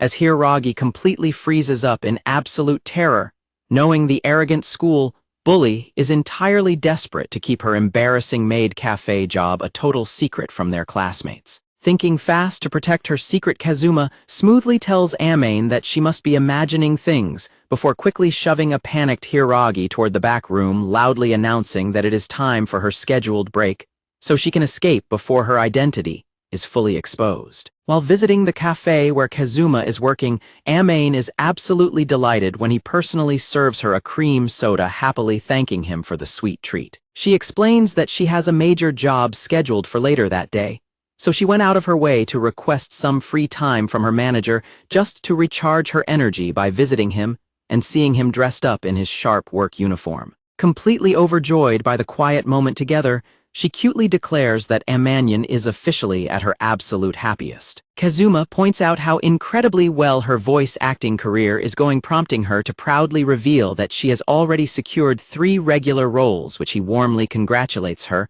for before she suddenly remembers another topic she wanted to discuss. She hesitantly asks if Yua has made an appearance at the cafe lately, but Kazuma reassures her that he never bothered telling his former childhood friend about his new job in the first place. Amane is relieved, but asks that Yua has unexpectedly taken a 2-week break from her busy schedule, expressing her deep worry that the highly unpredictable idol might be quietly plotting some kind of strange scheme. She warns him to stay on his guard just in case Yua is planning something, but she quickly checks the time and panics upon realizing she needs to rush off to her next gig. Kazuma calmly tells her that he understands and wishes her a safe trip as she prepares to depart. Right as he tells her to take care, Amane catches him completely off guard by suddenly wrapping him in a tight, affectionate embrace. While Kazuma stands there completely frozen in absolute shock, Amane happily giggles and declares that her energy is now fully charged to the absolute maximum for her big job ahead. Amane cheerfully waves goodbye and thanks Kazuma for the treat as she heads out the cafe door. Watching her leave, Kazuma smiles warmly and reflects on how much Amane has brightened up lately, realizing that breaking free from Yua's toxic grip and their oppressive former agency has finally allowed her true self to shine through. His warm expression instantly shifts into a deadly glare as he silently vows that if that toxic pig ever tries to mess with Amane's happiness again, he will personally step in and handle it. Meanwhile, a completely flustered Yua spies on him from around the corner, her mind reeling in absolute shock as she frantically wonders what kind of intense conversation just went down between the two. Sweating bullets, Yua confirms that the girl was definitely the rising voice actress Amane Minato, desperately wondering what kind of relationship they have, and realizing that the wild school rumors about her and Kazuma being close were actually entirely true. Crouching down in hiding, Yua nervously notes how incredibly close they seemed, but lets out a massive sigh of relief after realizing that Kazuma kept his mouth shut and did not expose her secret cafe job to her rival. Her face flushes deeply as the realization sinks in, leaving her totally caught off guard by his unexpected discretion and kindness. Staring off into space, Yua softly admits to herself that despite all their bitter clashes, Kazuma really is a genuinely good guy at heart. The scene then shifts online to the popular video streaming platform YouTube. Back in her polished idol persona, Yua kicks off her latest stream with an overly cheerful greeting, playfully winking at the camera and introducing herself to her massive audience as their beloved princess. Switching gears to her massive online platform, Yua hosts another wildly popular stream on her channel that boasts over 1 million loyal subscribers.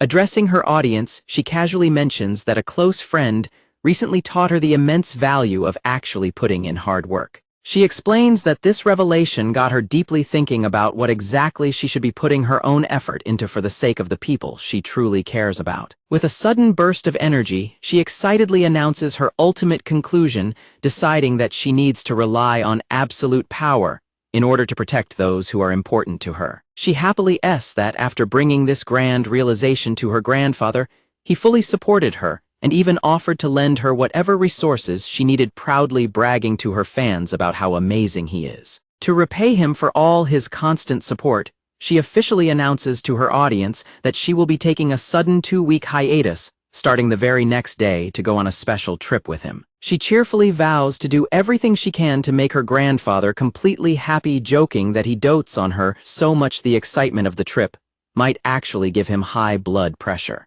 Wrapping up her broadcast, she encourages all her viewers to keep working hard right alongside her before cheerfully signing off for her break. Her loyal fanbase immediately floods the chat with overwhelming support, completely eating up her sweet granddaughter act and eagerly wishing her a fun vacation while praising her newfound dedication. The story shifts back to Kazuma's brand new part-time job, showing him trying to navigate his highly chaotic and unpredictable workplace. Hoping to take a quick breather and get out of his work uniform, Kazuma heads straight into the staff locker room to quietly change his clothes in peace. Just as he starts taking off his top, the locker room door suddenly swings wide open without a single warning. A completely frozen Hiragi peeks inside, accidentally walking straight in on a shirtless Kazuma and letting out a quiet gasp of surprise as they awkwardly lock eyes. As her brain finally processes the completely exposed view in front of her, Hiraga's eyes go incredibly wide, and her entire face instantly explodes into a massive, deeply flustered blush. She lets out a massive shriek and violently slams the door shut, aggressively yelling at him for being a total idiot and changing in there. Kazuma quickly throws his shirt back on and calmly opens the door, completely deadpan, as he explains that he had absolutely no other choice since the cafe only provides a dedicated changing room for women. Still deeply rattled by the brief encounter, a highly concerned Hiragi takes a seat and nervously asks if he is okay, hesitantly bringing up the unsettling fact that she just saw a massive amount of terrible scars completely covering his bare back. Smoothly brushing off her intense worry, Kazuma finishes getting dressed and casually explains that the old wounds are just leftover baggage from a long time ago, prompting a thoughtful Hiragi to nervously try and change the subject. Ayaka is completely flustered as she stares at Suzuki, her heart beating wildly as she openly admires his unexpectedly amazing physique. She notes that it is impossible to tell how fit he is when he is fully dressed, eagerly questioning if his impressive build is just a natural guy thing, the result of school sports clubs, or if he underwent some sort of specialized training. Suzuki calmly replies that he was never in any clubs, but admits to doing some training in the past, causing an intrigued Ayaka to press for details, until he suddenly cuts her off by calling her name. He casually asks if she is simply interested in a guy's naked body, throwing her into an absolute state of panic as she shrieks in pure red-faced shock. Desperately trying to save face, she aggressively denies it and boasts that she is totally used to seeing those kinds of things, confidently lying that she has already done everything with her boyfriend. Kazuma playfully apologizes and teases Hiragi by calling her an experienced adult when it comes to love, which immediately flusters her, but she desperately tries to save face by loudly declaring that he better keep that in mind. Kazuma quickly finishes adjusting his collar to put the awkward changing room incident behind him and get right back to focusing on his shift. Clearing her throat to shake off the remaining tension, Hiragi finally regains her composure as the senior coworker and firmly orders her junior to follow her back to the floor. As they head back out, Hiragi breaks into a warm, cheerful laugh that instantly dispels all the lingering awkwardness, leaving Kazuma to quietly smirk at how easily they get along. With a calm and appreciative smile, Kazuma politely thanks his reliable senior for guiding him through his very first day on the job. The massive rush finally passes, and the cafe settles into a peaceful lull, though Kazuma admits he was initially pretty worried about how things would go after their elderly manager caught a sudden cold and was forced to head home for the day. Just as he decides it is the perfect time to head to the back and tackle the massive mountain of dirty dishes, He is abruptly interrupted by a loud, impatient voice aggressively snapping at someone over an order. He looks across the floor and spots a group of completely obnoxious guys blatantly harassing one of the maids with the sleazy ringleader, creepily declaring that his actual order is the girl herself. The rowdy group completely ignores her polite attempts to do her job, aggressively pressuring the trapped girl to ditch her shift and hop into their car for a fun drive down to the beach. Watching the painfully cliché display of annoying flirty customers from a distance, Kazuma completely deadpans, entirely confident that someone as loudly arrogant and supposedly experienced as Hiragi will easily be able to shut the losers down all on her own. Hiragi is completely overwhelmed and flustered as she struggles to manage a highly difficult customer, stammering anxiously and begging them to stop causing trouble. Rather than backing down, the obnoxious troublemakers just burst out laughing, finding her panic highly entertaining and mocking her cute reaction. Watching from nearby, Kazuma immediately notices her distress and wonders if she is holding herself back from lashing out solely because they are paying customers. The customer's behavior becomes even more alarming as he boldly demands a quick peek under her skirt, leaving Hiragi completely shocked by his sheer audacity. The harassment escalates further as the customer refuses to take no for an answer, arrogantly suggesting she wore such a short outfit because she wanted to show off, while a terrified Hiragi desperately begs him to stop. The obnoxious punk leader named Kaken smugly warns the cafe staff that they better listen to him unless they want things to get violent. His lackeys eagerly hype him up, boasting that he is an absolute karate master who can effortlessly smash 10 tiles in a single strike. Grabbing a glass soda bottle from the table, Kaken arrogantly claims that a true karate master can easily break it with just his bare hand, leaving a terrified Yua trembling in absolute panic as she watches the aggressive display. As the surrounding cafe customers look on in sheer terror, the smug punk flashes a vicious grin and declares that he is going to demonstrate his supposed power right then and there. With a loud grunt, the overconfident delinquent violently swings his hand down in a heavy karate chop aimed directly at the thick glass bottle. His massive strike completely fails to break the glass, instead sending the heavy bottle flying dangerously across the crowded cafe as terrified customers violently dive out of the way, prompting the punk to let out a pathetic oops. While his lackeys nervously laugh off the incredibly dangerous mistake, the furious punk demands a do-over and aggressively orders Kazuma to bring the bottle back. Kazuma simply stands there with a completely deadpan glare, having effortlessly caught the flying projectile with a single hand. Completely unfazed by the arrogant shouting, Kazuma calmly walks over and places the bottle upright on the counter, right in front of a stunned Yua. Ignoring the annoyed punk's complaints, Kazuma tells them all to watch closely as he casually raises his open hand, leaving Yua completely baffled as to what her coworker is about to do. With an impossibly fast and precise motion, Kazuma executes a flawless lightning-speed horizontal strike that cleanly slices the top half of the thick glass bottle completely off, sending the severed piece flying perfectly into a nearby trash can, while everyone watches in utter disbelief. The entire cafe instantly erupts into absolute awe, with the previously terrified customers loudly cheering and praising him for being incredibly cool, while a completely flabbergasted Yua stares at him in sheer amazement as he casually stands there without breaking a sweat. The group of thugs is left completely stunned and speechless by Kazuma's unexpected display of skill. Snapping out of his shock, the aggressive leader gets incredibly furious and lashes out, claiming that slicing a bottle was nothing but a lucky fluke and doesn't prove Kazuma is actually strong. Kazuma remains completely calm and unbothered, coolly agreeing that cutting a bottle doesn't prove anything before casually preparing to make his next move.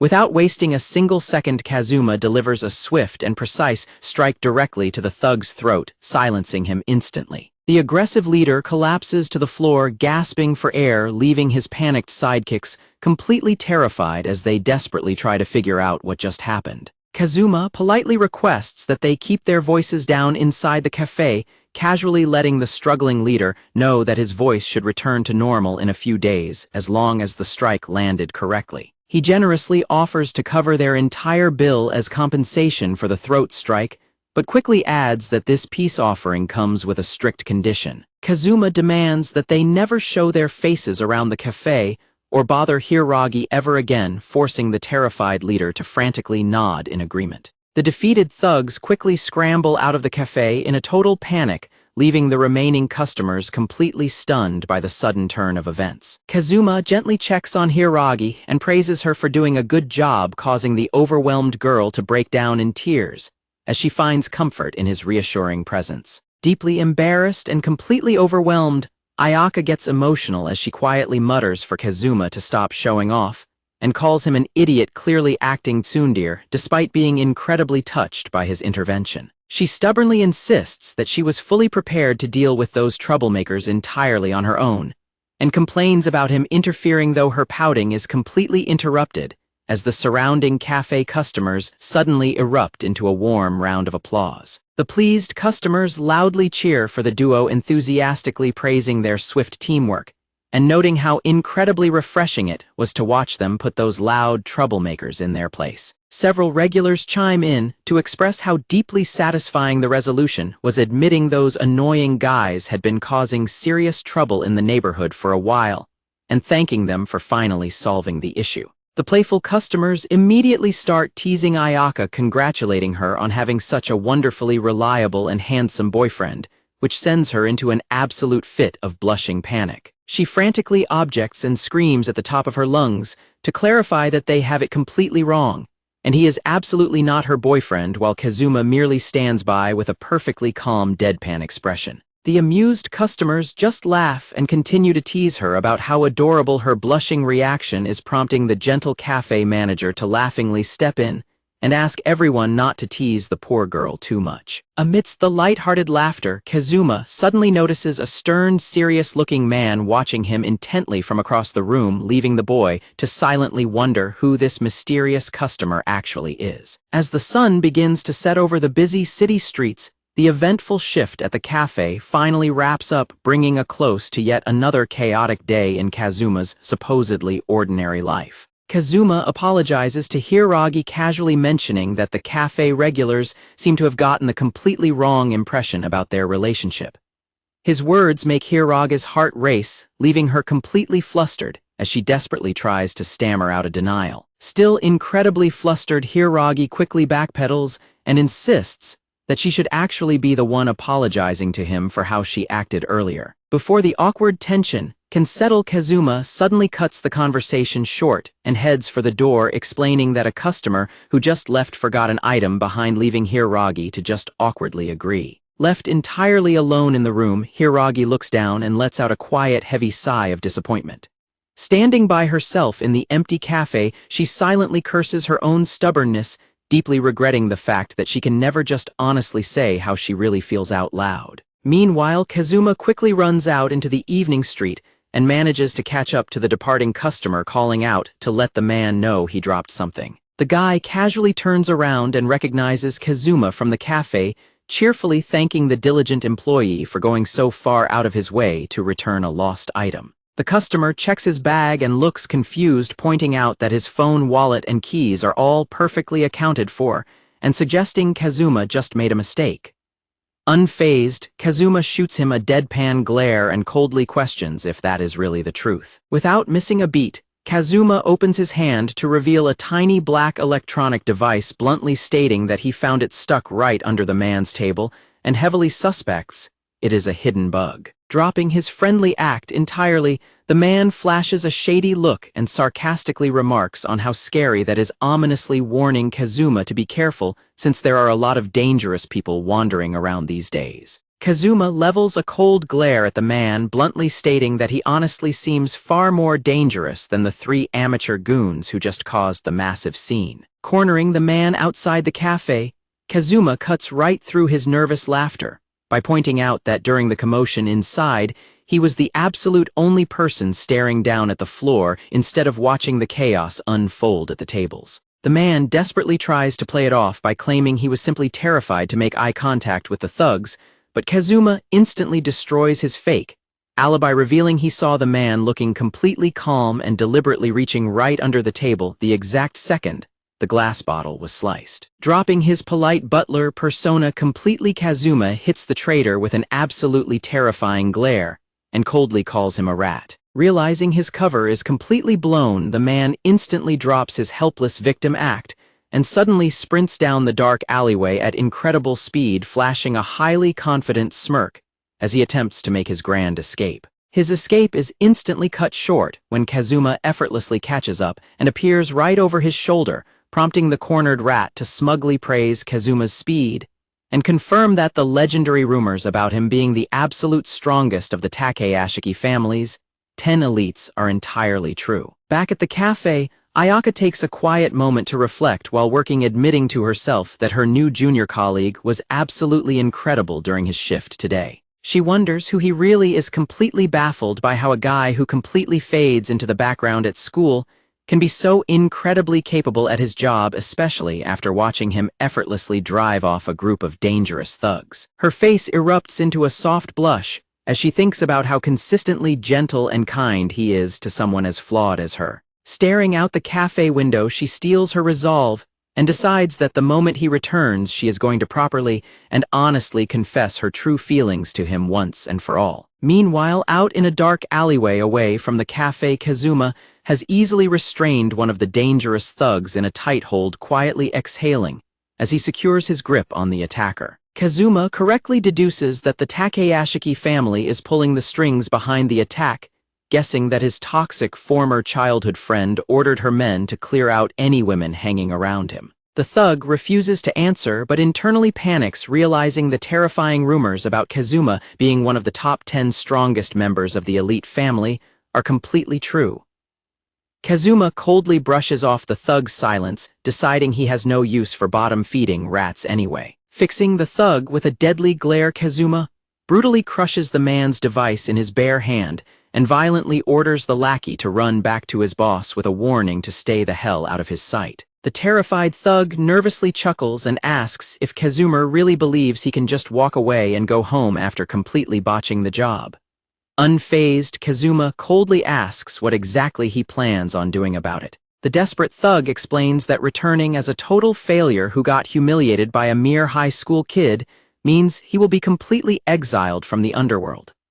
As the desperate man slowly reaches into his jacket for a hidden weapon, Kazuma just casually mocks him and challenges his resolve. In a dark alleyway, a creepy stalker thug corners Kazuma with a weapon, arrogantly boasting that taking Kazuma down will make his name famous in the underworld and secure him a lucrative new job. The stalker nastily grins as he suggests that targeting his cute coworker instead might be an even better way to get results and win favor with Yua.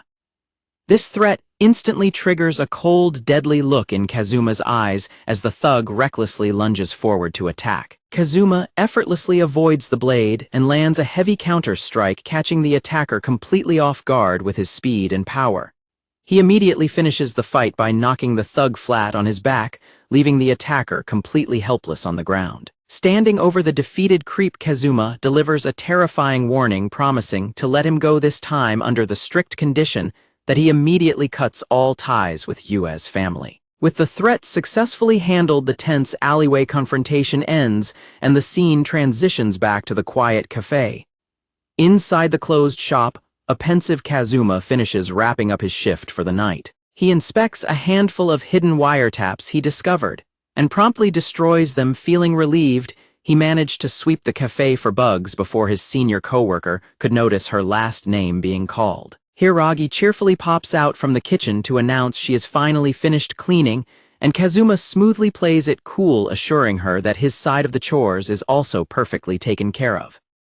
Ayaka walks into the cafe and is immediately amazed by how sparkling clean everything is. Kazuma smoothly reminds her that he only scrubbed it so well because she constantly nags him to make sure he wipes under the tables, leaving her slightly flustered as she nervously praises him for being a good boy. Taking advantage of the quiet moment, Ayaka nervously asks Kazuma if he would like to sit down and have some tea with her since they are both free.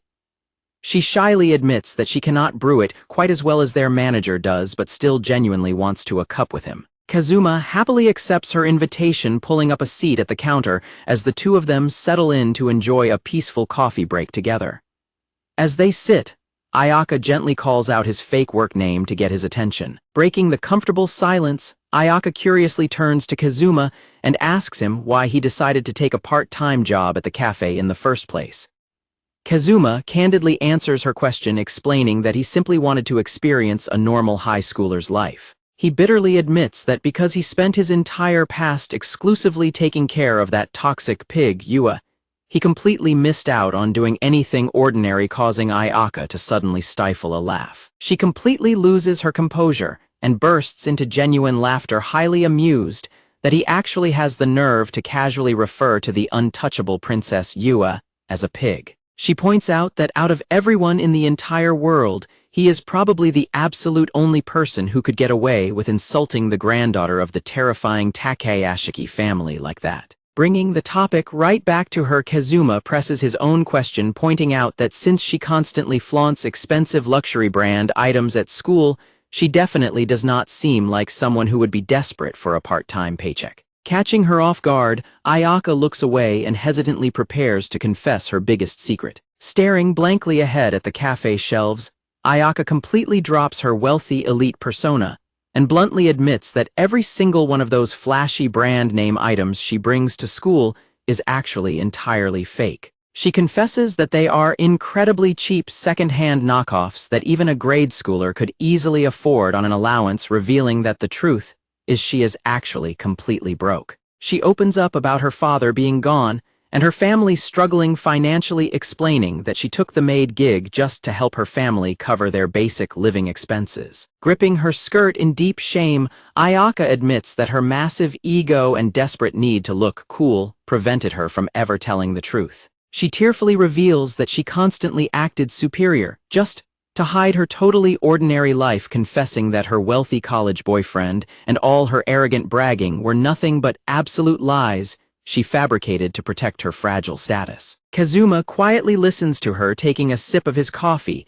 before calmly asking why she is suddenly choosing to open up and tell him all of this. Ayaka softly confesses that she isn't entirely sure why herself, but she simply felt a strong, undeniable desire for him of all people to hear the truth about her. Looking down in deep distress, she tearfully admits that whenever she lies to him, she feels a sharp, crushing pain deep in her chest that she simply cannot ignore anymore. She sincerely apologizes for her selfishness, acknowledging how terrible it is of her to seek his sympathy now, especially given her willing participation in the cruel, humiliating setup back at the karaoke club. Kazuma recalls that during that awful day, she was the only one who didn't laugh, leading him to believe she had her own reasons, which she confirms by explaining that watching him stand there so isolated felt exactly like staring at a mirror of her own life. She confesses that, while she used to look down on him as Yua's servant, the real servant was actually her, since she constantly suppressed her own feelings and sucked up to Yua, just to protect her popular status, leaving her unable to laugh at his desperate attempt to fit in, because they were essentially the exact same. Deeply ashamed, she tearfully calls herself a fraud full of insecurities who took her own self-loathing out on him by acting cold, crying that she genuinely hates herself for pretending to be someone she is not, while Kazuma quietly absorbs her confession. Despite her harsh self-criticism, Kazuma looks her straight in the eyes and firmly declares that he still deeply respects her for who she is. She is completely stunned and frantically points out that all of her previous boasts about her wealthy boyfriend, money, and prestigious dance recommendation were nothing but complete lies, but Kazuma calmly interrupts to tell her that she is missing the point. Kazuma firmly explains that he does not care about shallow things like wealth, boys, or fake status, declaring that he respects her because she is a genuinely dedicated, hardworking maid who pours her entire heart into her job, officially calling her the most wonderful maid in the entire world, and leaving her completely red-faced with awe. Back inside the cafe, a heavily blushing Hiragi nervously tells Kazuma that he really shouldn't be complimenting girls so easily. She awkwardly points out that his girlfriend is definitely going to get completely mad at him for acting like that. Kazuma is completely confused by the assumption and bluntly clarifies that he and Amain are not actually dating at all. Hearing this, Hiragi goes quiet for a second before letting out a very soft, subtle sigh of relief. Still trying to process the information, Hiragi points out that Amain clearly looked completely head over heels for him. She wonders why he wouldn't just date a cute and super popular girl like her, noting that having a girlfriend of that status would give him massive bragging rights. Taking a calm sip of his tea, Kazuma casually replies that he never really thought about it, but firmly states that he absolutely refuses to like someone just for the sake of bragging about them. His entirely sincere answer leaves Hiiragi completely flustered as she quietly complains about him effortlessly saying such cool things again. Sitting together at the quiet cafe counter, Hiiragi softly murmurs to herself, happily confirming the fact that he really isn't dating Amain after all. Gathering all her courage a bright red, Hiiragi turns to him and nervously tries to ask if he would ever consider dating someone like her, but right as the words leave her mouth, the cafe door suddenly chimes open. The sweet moment is instantly shattered as Yue bursts right into the cafe with a sinister smirk accompanied by a brand new lackey. The delusional idol praises Kazuma for taking out her hidden bugs and goons, happily declaring that she is working incredibly hard for his sake, while mockingly greeting Hiiragi as a little thief kitty. Yue proudly introduces her quiet new bodyguard as Hinakami Rei, bragging that the tiny girl is a super special, incredibly strong new addition to the legendary Takeyashiki family's elite top 10 combat squad. Leaning in with an entirely unhinged smile, Yue claims she brought her new elite bodyguard just to completely crush any obstacles standing in the way of their love. She obnoxiously brags about being a hard worker, while Kazuma just glares at her, completely exhausted by the pig's absolute nonsense, but silently acknowledging that the bodyguard kid actually looks highly skilled. Turning her vicious attention entirely to a stunned Hiiragi, the arrogant princess flashes a cruel grin and aggressively addresses the maid as a useless little nobody. Yue suddenly corners Hiiragi, aggressively demanding to know what she thinks she is doing by daring to lay her hands on her precious Kazuma. A completely stunned Hiiragi desperately asks how she even managed to find the cafe, but Yue smugly replies that she has actually known about her secret part-time job since way before now. Yue casually explains that since she is a princess, she runs background checks on all of her classmates as a matter of course. She completely exposes Hiiragi's deeply kept secrets, revealing that she knows all about her fake luxury items and her entirely fictional college boyfriend. Yue admits that, while watching her pretend to be fancy was highly entertaining, she has absolutely no intention of ignoring a complete nobody attempting to flirt with Kazuma. Declaring war, Yue coldly threatens to revoke her school scholarship and have her expelled, leaving a devastated Hiiragi in total despair, as Yue questions if she is in any position to be flirting. Yue aggressively confronts her, bringing up how she looked down on Kazuma with freezing cold eyes back at the karaoke bar, and demanding to know why she is suddenly trying to cozy up to him. She utterly breaks her target's spirit by labeling her a lying little faker, leaving Hiiragi completely devastated and on the verge of tears. Kazuma suddenly intervenes and demands that they stop, firmly stating that he does not hold anything against Hiiragi, because Yue was the one pulling the strings behind the scenes during the karaoke incident anyway.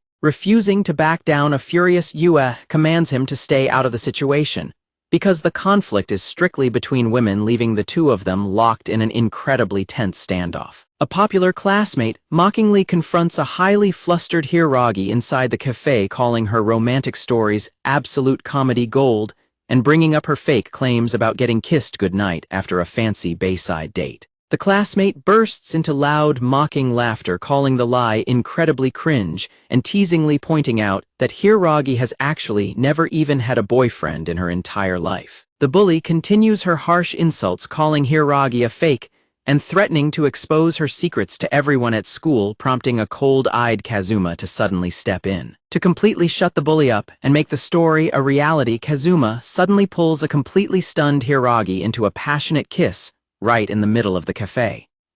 Hiiragi's mind completely short-circuits in sheer disbelief as she blushes intensely, utterly paralyzed by his bold move. Kazuma calmly pulls away and tells a dazed Hiiragi that she can now truthfully claim she has at least been kissed, leaving her story no longer a lie, while the mocking bully is left entirely speechless. The tense atmosphere is instantly shattered when Yue suddenly appears at the cafe, calling out to a mysterious girl dressed in full tactical gear named Rei. Completely losing her mind in a jealous rage, Yue points directly at a terrified Ayaka and viciously orders her new assassin to kill the maid on the spot. Following her master's deadly command without a second thought, Rei coldly acknowledges the order and instantly dashes toward her target, but Kazuma effortlessly steps right in front of Ayaka to block the lethal strike. Without breaking a sweat, Kazuma counters the assassination attempt by delivering an incredibly powerful kick that sends the elite attacker flying straight backward across the room. While Rei manages to gracefully recover her footing after the massive blow, Ayaka collapses to the floor in pure panic, frantically begging to know what on earth is actually happening. Unfazed by the dangerous situation, Kazuma flashes a confident smirk at the stunned assassin and tauntingly challenges the newbie to step up so he can show her what a real elite fighter actually looks like, prompting a furious Yua to scream out her servant's name. Realizing that Kazuma is way too strong to deal with a desperate Yua, completely changes tactics, aggressively ordering Rei to ignore him entirely and solely focus on taking out the maid instead. Obeying the new directive, Rei gives a silent nod and activates a hidden mechanism in her combat boots, releasing a sharp, deadly blade with a menacing click. Wasting absolutely no time, the lethal assassin leaps high into the air and launches a devastating dive kick directly at a completely defenseless Ayaka. Before the fatal blow can land, Kazuma effortlessly snatches the assassin right out of mid-air by her leg, leaving her dangling upside down in pure shock, as he casually notes the concealed weapon and snaps the dangerous blade clean off her boot. Rei lets out a soft, giggling laugh, despite the tense situation, leaving Kazuma completely baffled that she can actually find amusement in a moment like this. Kazuma quickly realizes what is going on, calmly accepting the reality of her mechanical nature as he gets a closer look at her specialized combat boots. Rei explains that fighting a truly formidable opponent is a rare joy and the only true freedom allowed to artificial machines like her. Instead of continuing their clash, Kazuma proposes a completely unexpected alternative, asking Rei why she doesn't just sever her ties with the oppressive Takayashi family once and for all. Kazuma points out that escaping her masters is a perfectly valid option, suggesting she gain her freedom and find a normal part-time job just like he did, which leaves Rei completely speechless and trying to process the concept of severing her ties. Kazuma suggests that a maid uniform like the one Ayaka is wearing would probably suit Rei surprisingly well, leaving the quiet assassin completely stunned as she processes the idea. Rei begins staring intensely at the deeply uncomfortable Ayaka, who feels completely overwhelmed by the silent scrutiny. Rei is left deeply intrigued, silently questioning who Kazuma really is to offer such an unbelievable path to freedom,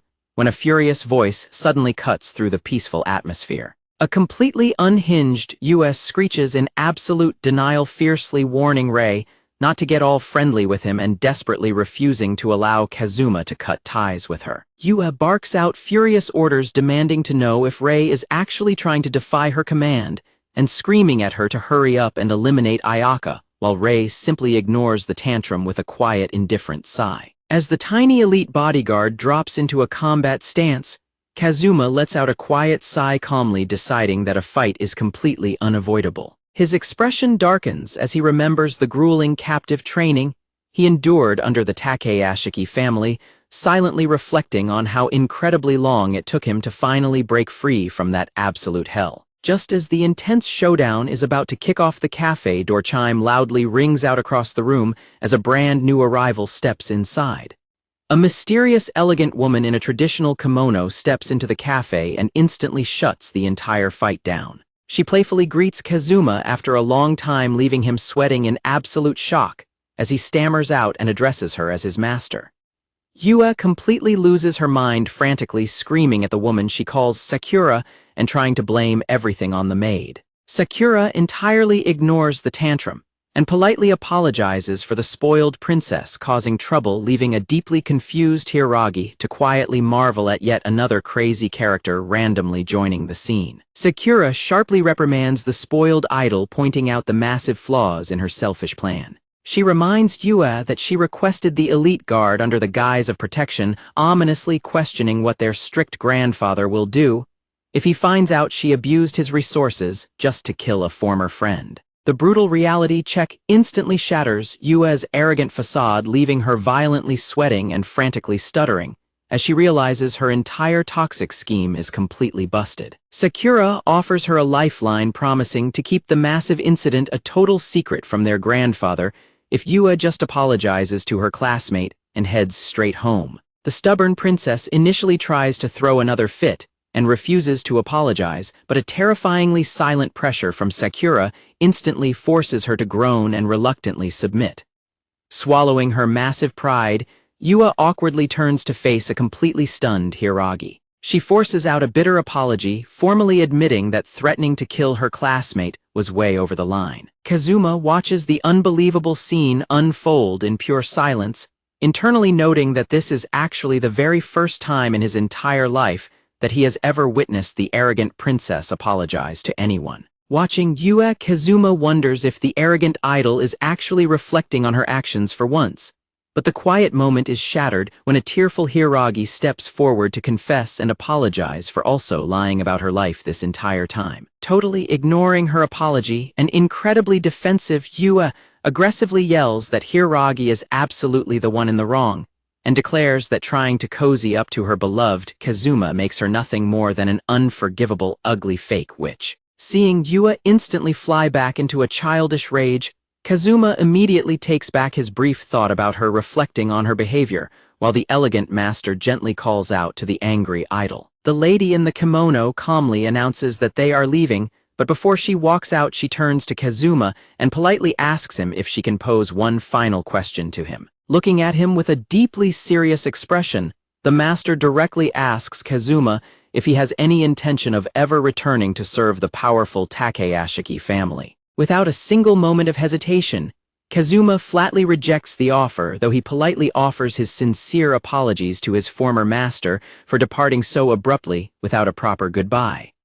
The master quietly accepts his firm decision with a calm, understanding smile. She warns Kazuma that her grandfather has absolutely no intention of giving up on him, as the powerful patriarch remains completely determined to force him into marrying Yua, reminding him that clashing with the most influential man in the country will make his future incredibly difficult. Kazuma remains completely unfazed, stating that he fully cut ties knowing the risks, because his only true desire is to live a completely normal, peaceful life. The master bursts into a sudden fit of highly amused laughter, playfully mocking his incredibly simple wish and questioning if a legendary former servant like him could ever truly manage to live a normal life. A mysterious woman in a kimono bids farewell to Kazuma, admitting she always knew he was not the type of person who could ever be controlled or owned, before preparing to take her leave. She playfully notes that she would love to return as a regular customer, next time prompting Kazuma to offer her special treatment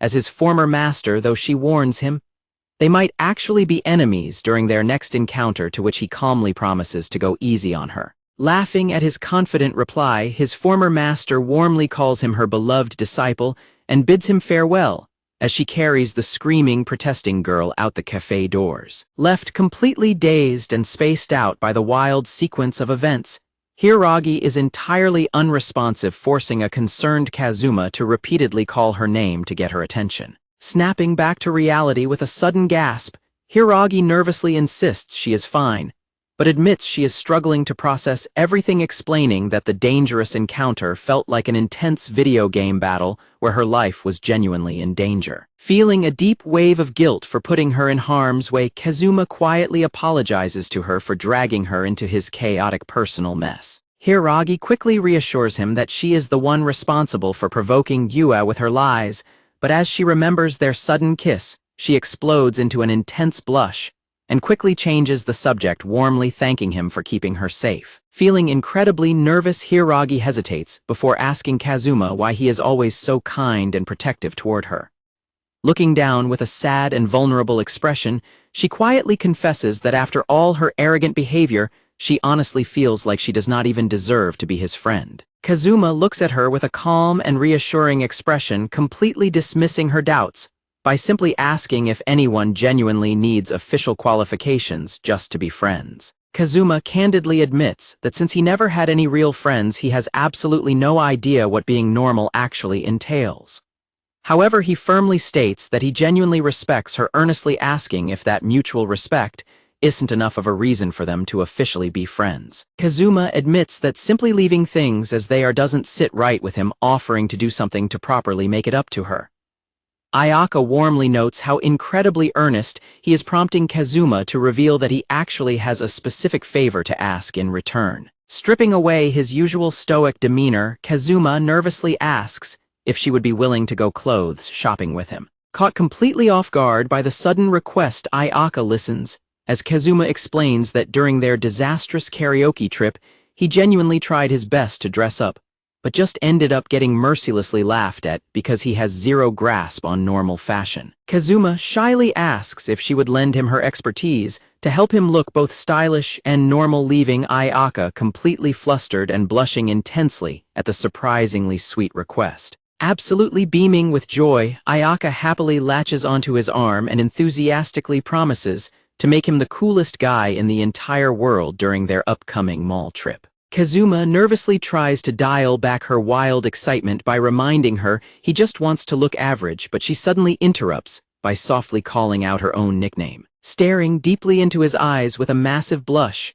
she shyly requests that he start calling her by her cute nickname from now on, while timidly asking if it would be okay for her to finally drop the formalities and just call him Kazuma in return. Kazuma softly agrees to the new nickname, which immediately sends Ayaka's heart racing. Pressing herself closely against him, she nervously stammers as she brings up an unexpected kiss they did earlier that day. Ayaka tearfully admits that it was actually her very first kiss, and when Kazuma quickly apologizes for crossing a line without asking, she frantically clarifies that she isn't mad at all. Blushing fiercely, she shyly confesses that she just wants to do it again in a much more romantic way. Embracing her intimately in the middle of the quiet cafe, Kazuma warmly accepts her bold request and promises to make it happen. In an incredibly emotional moment of pure vulnerability, Kazuma leans in and seals his confession of respect with a soft, surprising kiss that catches a deeply flustered Ayaka completely off guard. Unable to pull away as her heart completely races, she finds herself melting into the gentle embrace as the moment deepens, leaving her totally breathless as they another sweet, lingering kiss in the empty cafe. As they finally separate, a highly flustered Ayaka buries her blushing face against his chest to hide her sheer embarrassment, softly whispering a heartfelt thank you and using his first name for the very first time. With her true feelings finally laid bare and her insecurities completely washed away, Ayaka beams with a bright, beautiful smile, silently resolving to never let go of the strong connection she has finally forged with him. The story then transitions back to Teikai Academy, where the peaceful and sunny morning atmosphere suggests that things might actually remain calm for once. However, the quiet atmosphere is instantly shattered the moment students arrive at Class 1-1, immediately letting out loud gasps of sheer disbelief as they register a shocking piece of news posted right on the classroom door. The popular clique immediately corners Ayaka in a state of absolute shock, aggressively demanding to know why on earth she is suddenly transferring to a completely different class. Ayaka tries to casually brush it off by explaining that a lot has happened, but a smug and highly condescending Yua immediately chimes in to nastily remind everyone that Ayaka also has to retake her elite scholarship exam, mockingly questioning if she can even afford the school's steep tuition if she gets demoted to a regular student. Completely unfazed by the malicious attempt to humiliate her, Ayaka confidently declares that she will be perfectly fine and will easily clear the retest, leaving a stunned Yua completely speechless at her newfound resilience. As the two girls lock eyes and glare at each other with pure, intense hostility, the surrounding classmates can only watch in absolute terror, quietly whispering among themselves about why the tension in the room has suddenly skyrocketed. Back at Teikai Academy, Hiragi spots her classmate Honda entering the classroom and immediately calls out her name, catching the quiet girl completely off guard. A nervous Honda asks what is going on, while a hesitant Hiragi apologizes for the sudden approach. Hiragi reveals that today is her absolute last day in this class, explaining that she has something extremely important she wanted to tell her face to face before she leaves, while a listening Kazuma watches quietly in the background. In front of the entire class, Hiragi sincerely apologizes for her past behavior, expressing her deep regret for selfishly taking Honda's seat without asking and causing so much unnecessary trouble for her. Honda is left utterly speechless by the unexpected apology, but she quickly assures her classmate that it is completely fine and that she shouldn't worry about it at all. An emotional Hiiragi softly thanks Honda, falling silent as she reflects on the moment. Confessing her past arrogance to the surrounding class, Hiiragi admits that she had been completely full of herself simply because of her status as a scholarship student, even though that title ultimately didn't mean anything of true value. She explains that she has finally realized that there are truly incredible people out there who possess absolutely no title or status, while the reverse is also entirely true. The peaceful moment is instantly shattered when Yua loudly scoffs, mockingly accusing Hiiragi of suddenly acting like a saint after spending the entire semester lying to everyone in school. As the surrounding classmates react in complete confusion to the drama, Yua gleefully taunts Hiiragi by threatening to expose her deepest secrets to the entire room, prompting Kazuma to step forward and coldly command her to stop. Kazuma immediately steps in to shut down the harassment, firmly reminding the loud girl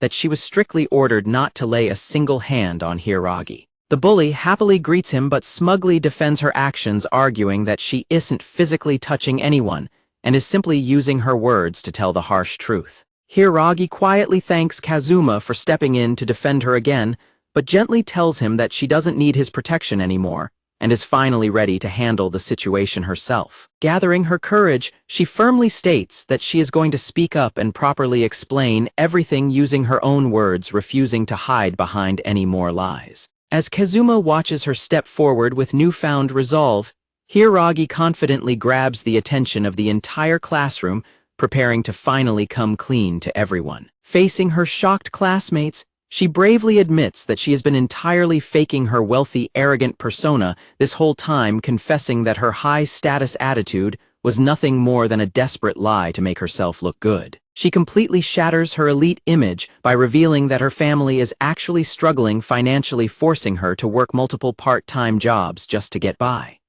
She even admits that her supposed college boyfriend was entirely made up, sincerely apologizing to the entire class for deceiving them. She vulnerably explains that she was utterly terrified of Yue's massive popularity and the immense power she held over the school, admitting that she constantly monitored the idol's mood and desperately played along as a loyal follower just to stay on her good side and avoid becoming a target herself. Drawing a firm line in the sand, she boldly declares that she is completely done living in fear and refuses to play the role of a submissive lackey any longer. She confidently announces that from now on she will treat Yua exactly like a normal person instead of an untouchable princess. She fearlessly calls out the idol's toxic behavior, bluntly stating that Yua's massive arrogance comes from everyone constantly spoiling her, which leaves her former clique absolutely speechless and fuming with rage at the sudden disrespect. Shutting down the furious backlash, Hiiragi firmly insists that instead of keeping a bunch of toxic followers, what Yua desperately needs right now is a genuine friend who will actually be completely honest and tell her the hard truth. Kazuma silently observes Ayaka, deeply impressed by her incredible kindness, as she selflessly attempts to patch things up and rebuild her friendship with Amain even after all the terrible things Yua did to her. However, her peace offering is immediately met with harsh resistance, as a highly defensive Amain fiercely rejects the gesture, stubbornly claiming she has absolutely no need for her pity. Kazuma continues to watch Ayaka with quiet admiration, genuinely touched by how remarkably earnest and kind-hearted she proves to be even in the most difficult situations. Yet just as he is appreciating her sweet nature, he notices a subtle shift in her demeanor that hints she is about to drop a massive bombshell. To everyone's absolute shock, Ayaka boldly turns around and openly declares to Amain that she has absolutely no intention of giving up on Kazuma. This unexpected confession instantly sends both Kazuma and Amain into a state of sheer wide-eyed disbelief, as they struggle to process her sudden declaration of war. Walking alongside a highly bewildered Kazuma, Ayaka playfully points out that, while they may still be good friends when it comes to love, they are officially rivals. She suddenly pulls him close and boldly whispers for him to prepare himself, leaving him completely flustered and wondering what on earth she has planned. Before he can even formulate a response, Ayaka completely blindsides Kazuma by planting a sudden affectionate kiss right on his cheek. The unexpected move catches him entirely off guard, leaving him frozen in place with wide eyes as his brain completely short-circuits. Pulling back with a highly competitive and confident smirk, Ayaka proudly looks him in the eyes and declares that she has absolutely no intention of losing him to either Yua or Amain.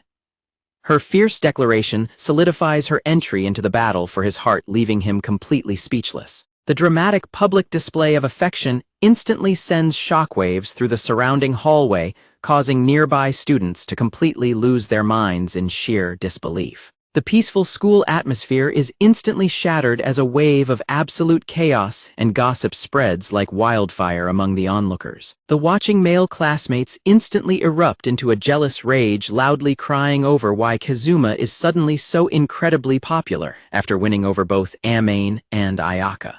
Meanwhile, the bewildered female students whisper among themselves in total shock, desperately trying to figure out the true identity of the seemingly ordinary boy. Watching the scene unfold from a distance, Amain completely loses her sanity in a fit of extreme jealousy, her eyes turning utterly crazed and murderous as she psychotically vows to put an end to Ayaka for daring to touch her beloved Kazuma. Following her homicidal outburst, Amain is strictly reprimanded by an elegant lady in a kimono who calmly warns her that killing is absolutely forbidden. The supervisor sternly reminds her that she kept quiet about the last incident, but will have no choice but to report her next time, while also permanently revoking her access to Rei and leaving a frustrated Amain to helplessly grit her teeth. Yua absolutely loses her mind in a jealous rage, furiously complaining that whenever she takes her eyes off Kazuma, for even a second, weird girls instantly swarm all over him.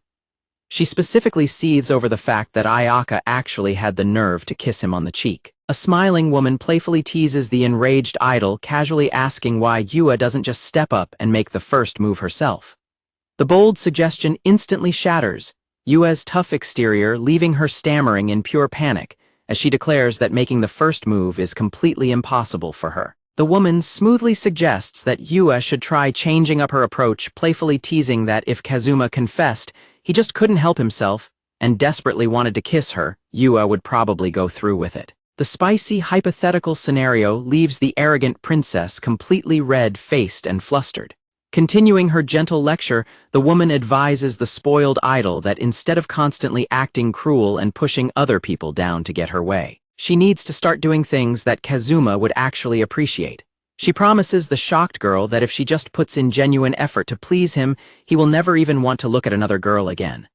As the woman calmly walks away, a completely stunned Yua falls silent. She deeply ponders the advice, desperately trying to figure out what kind of things Kazuma would actually like her to do.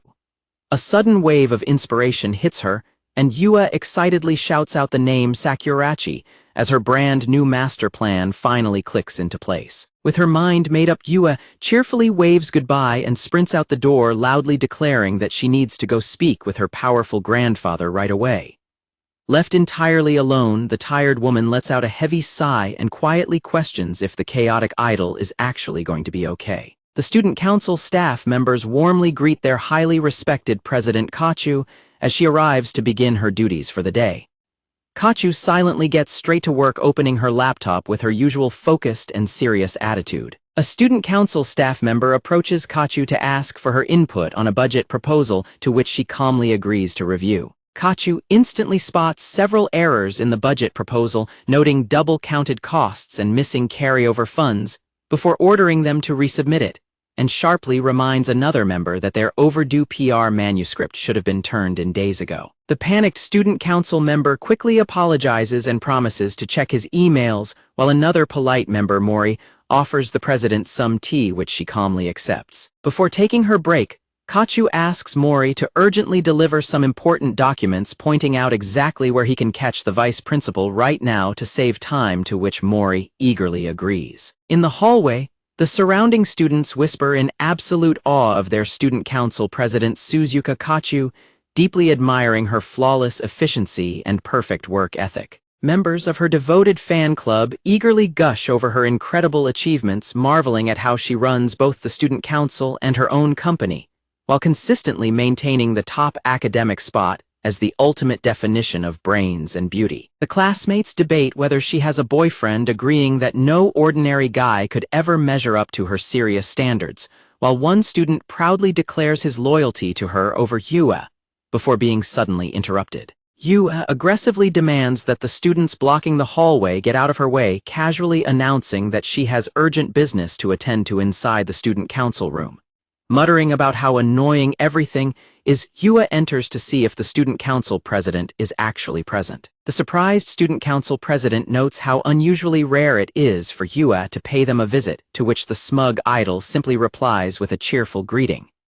Yue proudly drops a massive bombshell, revealing that she has unilaterally decided to implement a brand new school rule. When the startled president questions this sudden decree, Yue hands over the document and reveals she has already secured the chairman's official approval, leaving the council with no choice but to process the administrative paperwork. Reading the content of Yue's newly drafted regulation, the president is left completely horrified, instantly realizing the terrifying implications of what is written on the paper. Yue cheerfully notes that the new policy will be publicly announced to the entire student body during tomorrow's all-school assembly, before breezily signing off and leaving the stressed-out president with a mounting headache over the chaotic situation. The next morning, the entire student body gathers for the mandatory assembly, where the speaker addresses the crowd, bluntly declaring that the world they live in is incredibly harsh. He delivers a cold reality check to the students, declaring that those with power are rightfully rewarded, while those without it are completely ignored, emphasizing that the strong will always rise while the weak fall in the true nature of society. He strictly warns the assembly that he absolutely refuses to let any of the students at his academy end up as pathetic losers. He firmly states that his sole mission, as well as the ultimate purpose of the entire elite academy, is to breed unstoppable winners who will dominate the nation. During a massive school assembly, Kazuma listens silently as a sudden announcement echoes through the hall, declaring that a brand new system is being introduced to Teikai Academy to push the students even further. The principal officially introduces the new hierarchy as the badge system, explaining that the elite scholarship students at the top of the academy will now wear gold badges, while all the ordinary students will be assigned silver ones. As the confused student body begins whispering about the sudden change, the principal reveals that the system was actually proposed by a newly appointed student council officer, calling Takeyashiki Yue to the stage to explain the details and leaving Amain completely shocked by the unexpected revelation. Yue cheerfully skips up to the podium and introduces herself to the crowd, almost letting it slip that the principal is her grandfather, before smoothly recovering to remind all the scholarship students that they must wear their new gold badges on campus at all times. She sweetly claims that wearing the badges will make the elites far more aware of the immense pride and responsibility that comes with their high status, hoping it will motivate them to work even harder. Flashing an adorable pose, Yue holds up a silver badge and tells the regular students that their pins carry a motivational message to strive for gold, enthusiastically encouraging everyone to grind away at their academics and club activities, so they can eventually earn an elite scholarship themselves. Her sweet, innocent delivery completely wins over the naive crowd, leaving the students instantly inspired to try their best, while they loudly gush over how incredibly cute their beloved princess is. While the rest of the academy blindly cheers her on, Kazuma glares at the stage with intense suspicion, immediately seeing right through her act and internally realizing that this new ranking system spells absolute disaster. Wrapping up her grand presentation, Yue leans into the microphone to deliver one final request from the student council, reminding the entire crowd that the gold badge elites are extremely valuable assets who heavily contribute to the school's success. Flashing a massive, unnervingly smug smile, the manipulative idol sweetly demands that all the ordinary students make absolutely sure they show their gold-ranked superiors the utmost respect from now on. A school-wide assembly wraps up with a round of polite applause, as the speaker thanks everyone for their time, leaving the students to digest whatever major announcement was just delivered. As the students begin dispersing, Kazuma quietly observes the crowd, noting how easily everyone seems to fall back into their usual patterns after the presentation. Yue cannot resist the urge to show off, flashing her signature sparkling wink at the crowd to keep up her carefully manufactured princess idol persona. Her fanboys immediately begin arguing over which one of them she was actually winking at, prompting an annoyed Kazuma to yell at them to pipe down, before groaning that the entire pathetic scene is starting to make him feel physically ill. Deciding that he desperately needs a quiet escape from the loud and irritating classroom drama, Kazuma resolves to excuse himself and head down to the nurse's office. On his way, he reflects on how these types of school-wide announcements are normally the responsibility of the student council president, wondering how someone as notoriously sharp as President Kachu could ever agree to support the school's oppressive caste system, before knocking and stepping into the office only to freeze in utter shock. He has accidentally walked straight in on President Kachu in the middle of changing, prompting him to instantly panic, stammer her name, and apologize profusely, as he offers to leave immediately only for the president to calmly order him to stop. She instructs him to step inside, close the door behind him, and turn around so she can finish getting dressed in privacy, leaving a highly nervous Kazuma with no choice but to comply. While finishing getting dressed, she casually identifies him by his full name and class, completely surprising him with her knowledge, until she explains that as president, she makes it a point to memorize the name and class of every single student in the academy.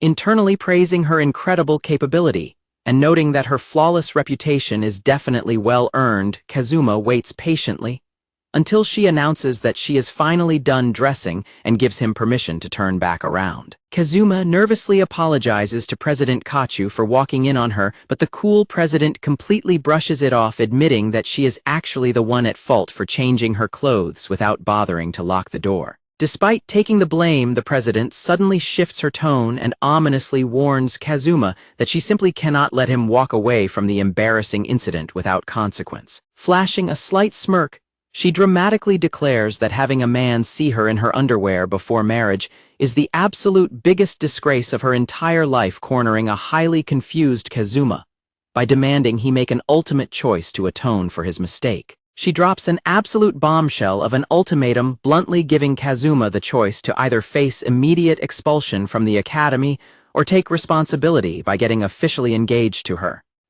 Kazuma's brain completely short-circuits at the insane proposition. He frantically stammers out that getting expelled would be a massive problem for him right now, prompting the president to instantly declare that they are officially engaged by default. Flashing a captivating look, the beautiful student council president smoothly welcomes him to his new life, cheerfully stating that she looks forward to their future together as an engaged couple. Still entirely paralyzed by shock and unable to process the ridiculous turn of events, a dumbfounded Kazuma just awkwardly stammers out a weak agreement.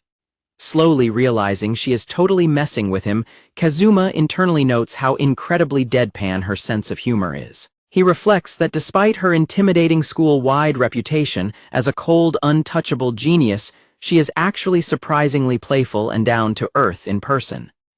Dropping the engagement bit, Kachu gets back to business and asks if Kazuma came to the nurse's office because he isn't feeling well. He confirms he is a bit under the weather, but notes that running into her here is actually perfect timing because he has a specific question he needs to ask her.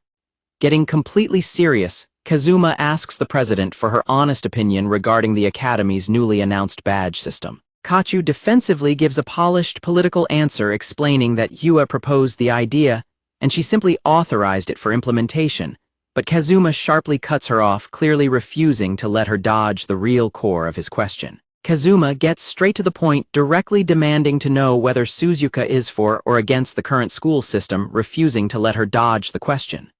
Suzuka is caught completely off guard by his intensity, sweating and hesitating as she struggles to formulate her answer. Kazuma explains that forcing students to follow rules she doesn't actually believe in must be incredibly exhausting, noting it is no surprise she felt sick enough to seek refuge in the nurse's office, a sharp deduction that leaves her completely stunned. Regaining her composure, Suzuka looks him in the eye and frankly admits that he is surprisingly intimidating. Deciding to end the conversation, Kazuma notes that she is clearly not feeling well and offers to go find the nurse for her as he prepares to depart. Walking away, Kazuma internally reflects on her reaction, realizing the president is definitely against the oppressive system too, but is forced to hide her true feelings, since directly opposing the chairman's granddaughter would be totally pointless, proving this is entirely Yua's doing. Looking up at the school building, he bitterly wonders what on earth his toxic childhood friend is actually planning to pull next. Back at the classroom, Yua excitedly greets Kazuma to welcome him back, eagerly asking for his thoughts on her presentation at the school assembly, while he merely responds with his usual deadpan silence, mentally questioning what he was even supposed to think of it. Yua cheerfully admits that she initially thought the new badge system was absolutely horrible and believed it should have been immediately scrapped. Flashing a sinister grin, she smugly confirms that her initial suspicions about the situation were entirely correct. Yua confidently declares that she finally understands the exact reason why Kazuma constantly keeps pushing her away, leaving him completely confused by her sudden revelation. She smugly claims that deep down Kazuma actually just desperately wanted a chance to shine and stand out exactly like she does. She confidently lays out her twisted theory, assuming he got completely sick of hiding in her shadow because he wanted to be special and universally loved. She arrogantly suggests he left her side solely because he feared her overwhelming brilliance would completely bury his own potential. Kazuma stares at her in absolute deadpan disbelief, as Yua dramatically apologizes, completely oblivious to his reaction, as she whines about failing to realize his true feelings sooner despite them being childhood friends. Yua cheerfully reveals that she discussed the matter with Sakuragi and her grandfather, proudly announcing that Kazuma's supposed desire to shine is the exact reason she created the entire badge system in the first place. She eagerly reaches out and offers Kazuma an elite gold scholarship badge, cheerfully promising to give him his very own, so he can finally have his moment in the spotlight. Flashing an obsessively sweet smile, Yua presents the gold pin and tells him that now he can officially join the upper ranks and be special right alongside her. Completely rejecting her delusional offer, Kazuma ruthlessly slaps the gold badge right out of her hand, sending it clattering to the floor as he glares down at her with an intensely dark and furious expression. When offered a special badge to join the Academy's upper ranks, Kazuma flatly rejects it, declaring that he has absolutely no interest in such garbage, because all he truly wants is a normal, peaceful life, leaving a completely stunned Yua screaming in utter disbelief. Completely breaking down, Yua furiously demands to know what he means, screaming that she went through immense trouble to plan this out for him, and even humbled herself for once in her life. Viciously lashing out, Yua declares that if he is going to act this way, she refuses to give him a gold or even a silver badge, promising to make him the absolute only person in the entire school with no badge whatsoever. Completely unbothered, Kazuma casually tells her that it is perfectly fine by him and tells her to do whatever she wants, entirely ignoring her empty threats.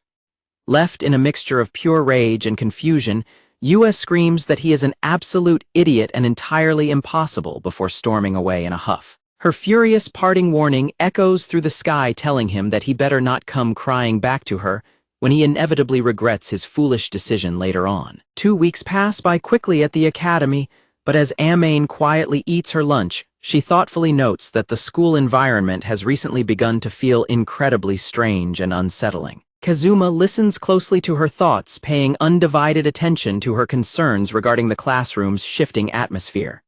Kazuma asks if she has also noticed the weird changes, to which she quietly confirms that she definitely has. Amain explains that the school's new badge system has made favoritism incredibly blatant, noting how normal students immediately give up their seats to anyone wearing a gold badge, and how the teachers completely overlook those elite students even when they fall asleep during class lectures. Kazuma explains to Amain that the school's increasingly toxic environment is likely a direct result of the new badge system, exactly as he feared.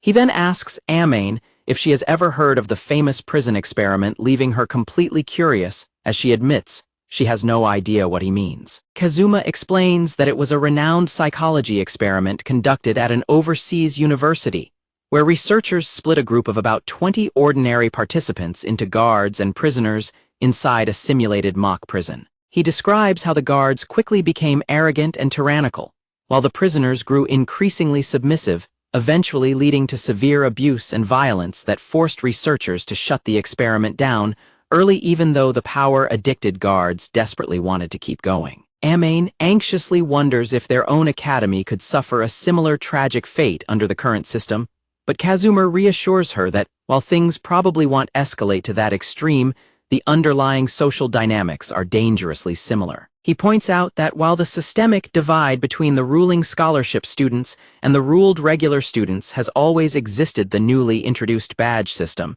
has made that toxic division far more visible to everyone. Kazuma reveals a critical twist to the study, explaining that years later, it was uncovered that the professor running the experiment had actually actively instructed the guards to behave like brutal jailers. He clarifies that without arbitrary manipulation and pressure from authority figures at the top, human behavior generally does not degenerate to such extreme levels, bringing a massive wave of relief to Amain. Amain is incredibly glad to hear his reassuring words, though Kazuma silently keeps some darker doubts to himself. Kazuma silently reflects that if powerful figures pull the strings from behind the scenes, the students could easily still become ruthless oppressors, but decides to keep his dark thoughts to himself to avoid causing Amain any more unnecessary anxiety as she enjoys her break. Kazuma suddenly shifts the conversation to a detail he has been curious about, asking Amain why she isn't wearing a student badge either, and wondering if she skipped out on it solely because he was the only other student without one. Amain nervously explains to Kazuma that there was apparently a massive mix-up with the vendor regarding her elite status badge,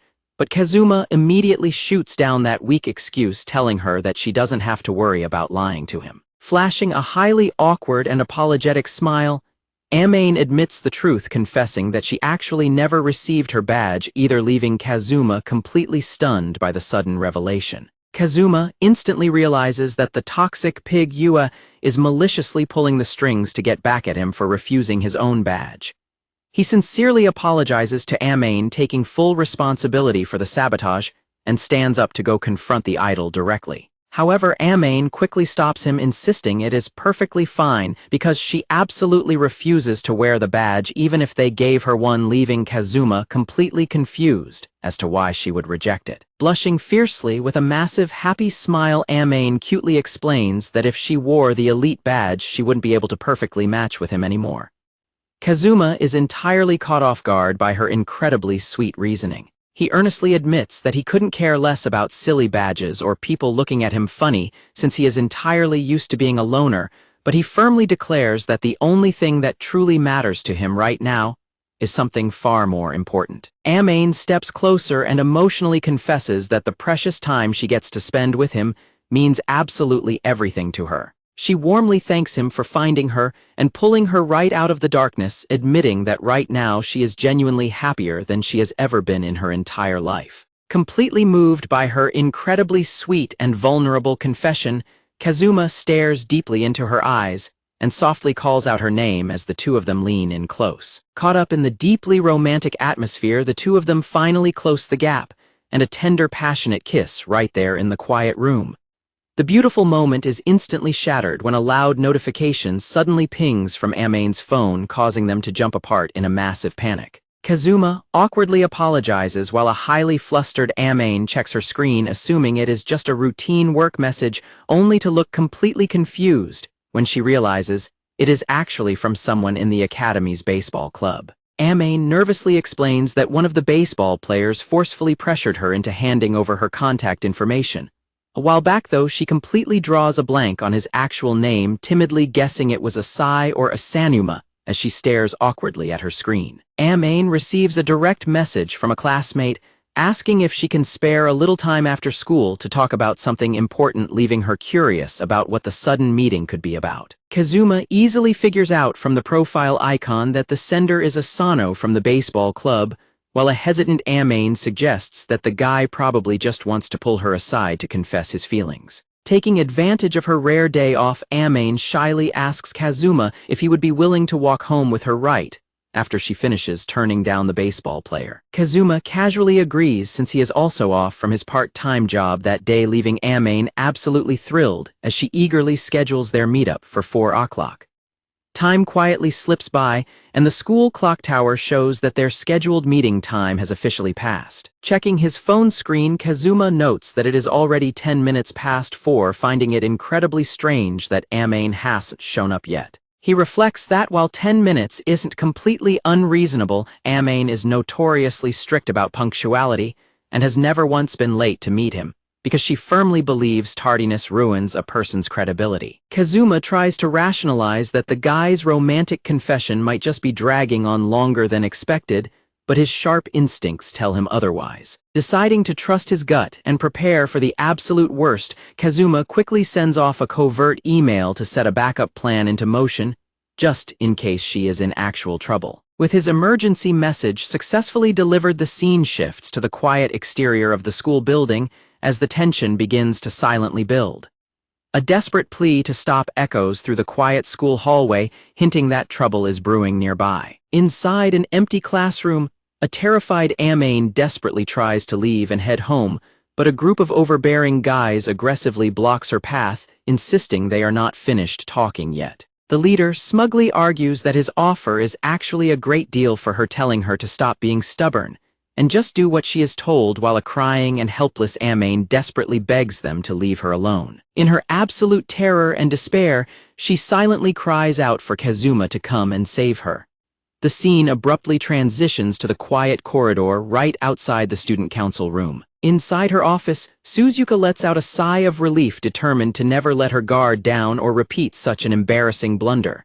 Suddenly, a loud ping notification chimes from her laptop, instantly catching her attention. She checks her screen and notices a new urgent email sent directly to the student council inbox. As she reads the contents, her eyes go incredibly wide in absolute shock, her face instantly turning bright red. Realizing the message is from Kazuma, a deeply flustered Suzuka is left completely bewildered, mentally questioning what exactly he is trying to accomplish. Just when it seems like peace has finally returned, a sudden and terrifying crisis unfolds as Amain finds herself cornered and desperately crying out for Kazuma to help her. Hearing her desperate plea, the heavy classroom door is violently thrown open in an absolute flash. The entire room freezes in absolute shock as Kazuma suddenly bursts onto the scene, his cold gaze instantly locking onto the person daring to threaten his friend. Looming over the aggressor with a terrifyingly dark and icy glare, Kazuma issues a chilling command demanding that the guy remove his filthy hand from Amain immediately. Amain finds herself completely cornered in an empty classroom by a group of intimidating guys, leaving her trembling in fear until a familiar figure suddenly steps into the room. Relief instantly washes over Amain's face, tears welling up in her eyes as she desperately calls out Kazuma's name. The leader of the gang clicks his tongue in pure annoyance at Kazuma's arrival, mocking him as a plain nobody without a badge, and arrogantly ordering him to know his place and go home, which his loud lackeys eagerly back up. Completely unfazed by the insults, Kazuma calmly turns the tables, questioning what happened to the bullies' club activities, and threatening to expose him to the baseball team for skipping practice just to hit on girls, pointing out that such behavior could easily get his precious gold scholarship badge revoked. Kazuma leans in with a cold glare and mercilessly taunts the guy, questioning just how much of a massive coward he really is to bring an entire group of friends just to harass a single girl. Completely losing his temper at the harsh mockery, the furious bully screams at Kazuma to shut up and violently lunges forward, throwing a sudden aggressive punch that leaves Amain screaming in terror. Without a single second of hesitation, Kazuma instantly bursts into action and dashes forward with incredible speed to intercept the incoming attack. Moving absolutely flawlessly, Kazuma swoops right in and scoops Amain up into his arms, easily carrying her out of harm's way before the dangerous punch can even connect. Holding Amain securely, Kazuma shoots a deadly glare at the furious bully, coldly stating that it is incredibly helpful that the guy is the exact type of person who is so easily provoked. Kazuma gently checks on a highly flustered Amain to make sure she is completely unharmed, entirely ignoring the enraged bully, who angrily demands that the gloomy nobody stay out of his way, because he was simply offering Amain a good deal, leaving the girl utterly confused by the ridiculous claim. A smug classmate tries to bargain with Amain, confidently suggesting that she can easily secure a gold badge as a special favor if she simply agrees to go out with him. He points out that Amain will only face constant trouble at school if she remains unranked, boldly accusing Kazuma of being the exact reason she lost her elite status, while a highly distressed Amain struggles to object. Kazuma immediately shuts him down, firmly stating that he shouldn't force Amain since she was clearly crying out of distress, and sharply questions whether the bully even has the authority to decide anyone's badge color in the first place, leaving the boy completely speechless. Kazuma bluntly accuses the classmate of acting on orders from Yua to hit on Amain and pull her away, completely shocking the surrounding students by referring to the untouchable princess as a pig and calmly asking if that is how they refer to their clique's leader. The situation escalates when a heavily built student aggressively steps in, growling that a plain nobody like Kazuma is getting way too full of himself. Unfazed, Kazuma coolly asks if he is absolutely sure about starting a fight, reminding the heavy student that as a scholarship member of the judo team, initiating a violent incident will result in the entire club getting suspended. The violent student remains completely unconcerned, bluntly stating that he does not care about the consequences at all. He arrogantly boasts that the school actively covers up any violent incidents caused by their powerhouse sports teams, confidently claiming the school administration will always cooperate to protect their elite athletes. He dismissively adds that since Kazuma is just a plain nobody, beating him up won't even become a big deal anyway, leaving a terrified Amain utterly paralyzed with anxiety. As the brute launches an aggressive attack to make him regret his defiance, Kazuma's superior speed completely outclasses him as he apologizes to Amain for a second, before effortlessly moving her out of harm's way, leaving the bully to miss his target completely. Kazuma suddenly carries a highly startled Amain away from the chaos, prompting her to let out a surprised squeak as they make a rapid retreat from the escalating confrontation. The aggressive bully is left completely dumbfounded by the sudden move, while his accomplice furiously bellows at them not to run away like cowards, as Kazuma continues to carry Amain down the hallway. Desperate to redeem himself, Asano boldly steps in to block the path of the enraged bully, reasoning that while he feels bad for Amain, this is his chance to buy the escaping duo some valuable time. The angry bully furiously lashes out at Asano for interfering, but Kazuma remains entirely focused on securing Amain's safety as they make their clean getaway.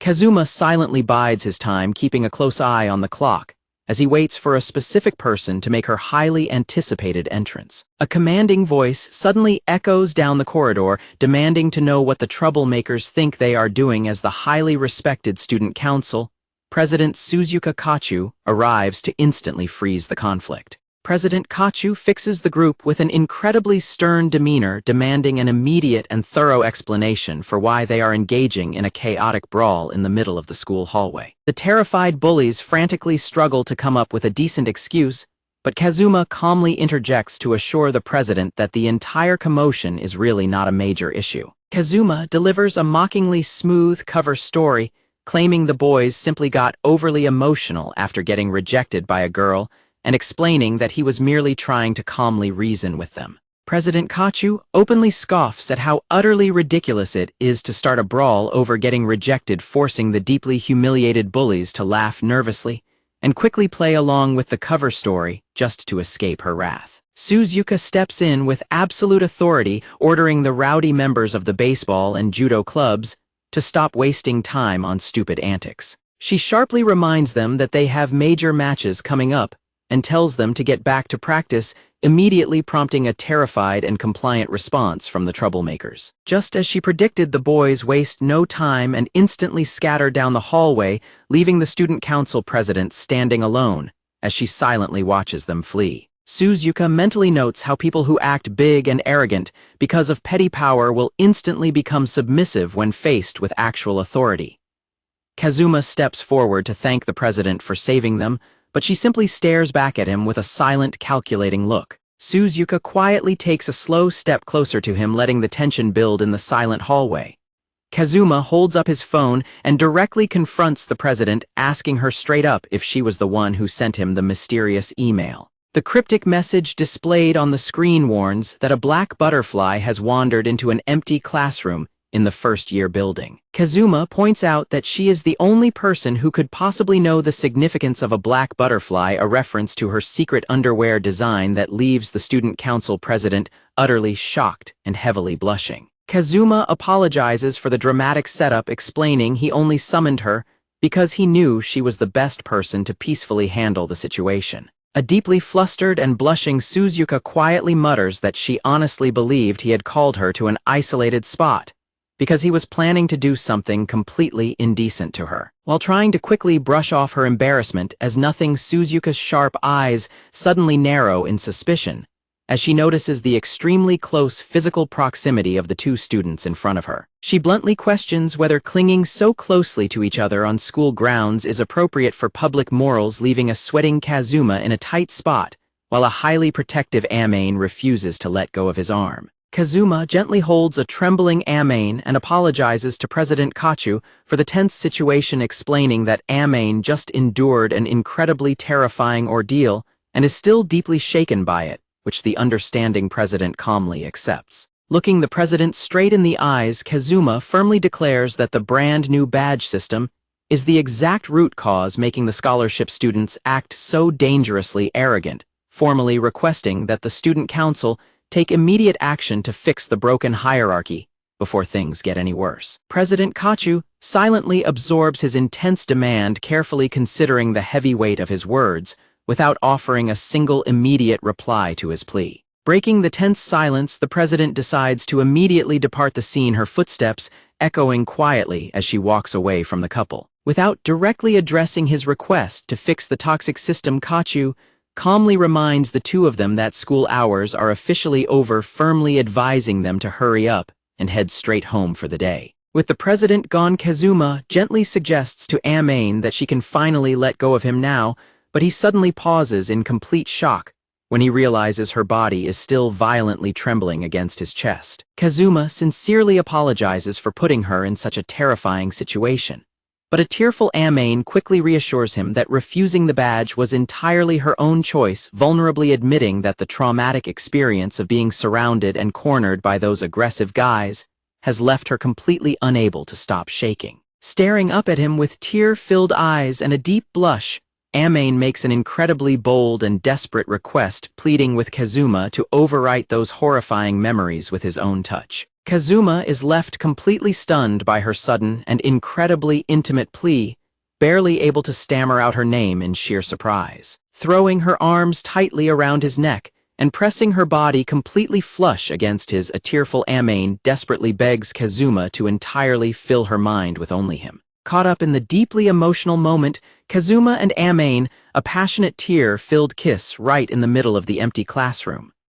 Slowly pulling away to catch their breath, the two of them stare deeply into each other's eyes as a heavily blushing Amain processes her overwhelming relief. Unable to hold back her overflowing feelings, Amain pulls him right back in for another deep emotional embrace, crying tears of pure joy as she completely melts into his arms. The two of them continue to hold each other intimately by the classroom window, letting out soft gasps as they a tender moment undisturbed. With a bright, tearful smile on her face, Amain touches her lips and sincerely thanks Kazuma, cheerfully declaring that she will absolutely never forget this kiss, because it has completely overwritten all of her terrible memories. The following morning, Kazuma arrives at the academy and immediately spots a familiar figure quietly sitting all alone on the steps near the front entrance. Walking straight up to her, Kazuma casually wishes President Kachu a good morning, catching the usually flawless and composed student council president completely off guard.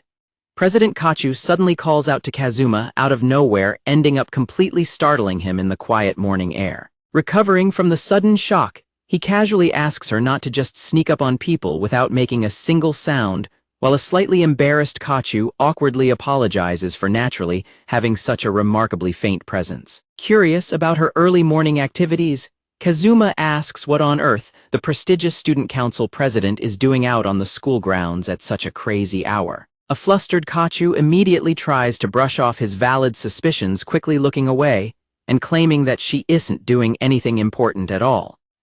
Attempting to firmly deflect the attention away from herself, Kachu quickly turns the tables and asks Kazuma why he is arriving at school so early. He smoothly explains that he simply wanted to catch up on some reading before the morning classes officially kicked off. Kachu's sharp mind immediately goes to work, quickly pointing out that the main library is definitely still closed at this time of day. She easily deduces that Kazuma must be planning to sneak into the rumored underground archives, catching him completely off guard with her spot-on intuition. Kazuma notes that it makes total sense that the esteemed student council president would know all about the school's hidden locations. Kachu humbly confirms his praises, explaining that she makes it her absolute duty to keep a rough grasp on everything that happens within the academy's walls. Shifting the focus right back to her highly suspicious behavior, Kazuma bluntly points out that she was definitely out on the athletic field picking up stray stones all by herself. His direct accusation leaves Kachu completely frozen in place as she realizes she has been caught red-handed. Kazuma easily explains that her dirt-stained knees and the obvious clattering sound of her heavy bag completely gave her away, completely baffled as to why the school's top student is doing literal manual labor, instead of leaving it to the hired maintenance crew. Kachu awkwardly admits that the contractors completely ignore this specific field because they are always too busy prioritizing the others, making Kazuma wonder if the supposedly elite academy is actually just heavily cutting corners on their massive budget. Kachu reveals the grim reality of their corrupt school system, explaining that the administration is definitely neglecting this specific field on purpose. She notes that it is a deliberate malicious tactic to draw a harsh dividing line between the successful clubs that bring in achievements and the struggling ones that don't. Kazuma instantly connects the dots, bitterly noting that this petty discriminatory tactic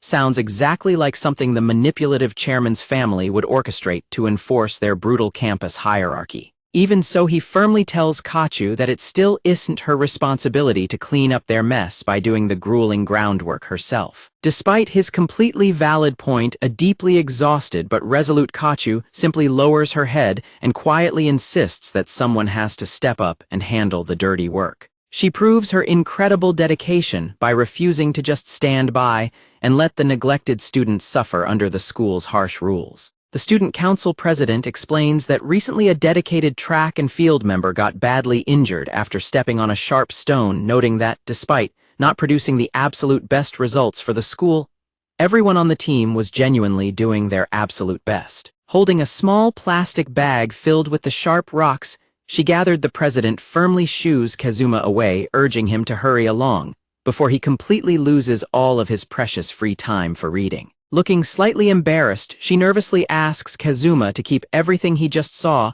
and heard a total secret from the rest of the school, a request he calmly and immediately agrees to honor. Instead of walking away and leaving her to do the dirty work alone, Kazuma casually drops his school bag on the ground and crouches right beside her to start picking up the dangerous stones himself. The president is caught completely off guard by his sudden willingness to help, staring at him with wide eyes and softly stammering out his fake school name in pure surprise. Kazuma practically points out that teaming up will help them finish the grueling chore much faster, prompting a flustered Kachu to call him an idiot, while warning him that quietly doing thankless manual labor won't earn him any praise or rewards from anyone. Completely unbothered by the lack of recognition, Kazuma flashes a small, genuine smile and casually replies that he is perfectly fine with going entirely unappreciated. Staring warmly at Kazuma as he diligently clears the dirt track, the president softly reflects that having two selfless idiots working together in their fiercely cutthroat academy really isn't such a bad thing after all. When Kazuma asks if she just said something and playfully suggests they make her earlier engagement joke a reality, the president just flashes a beautiful teasing smile and presses a finger to her lips, coyly declaring her words a total secret. The sweet and peaceful moment between the two settles as the scene smoothly transitions to a quiet, wide shot of the academy's exterior building. A sudden noise echoes through the stairwell as someone races down in a massive hurry, sending the door flying open. Amane frantically arrives to apologize to Kazuma, breathlessly explaining that she is incredibly sorry because she completely forgot her bento box today.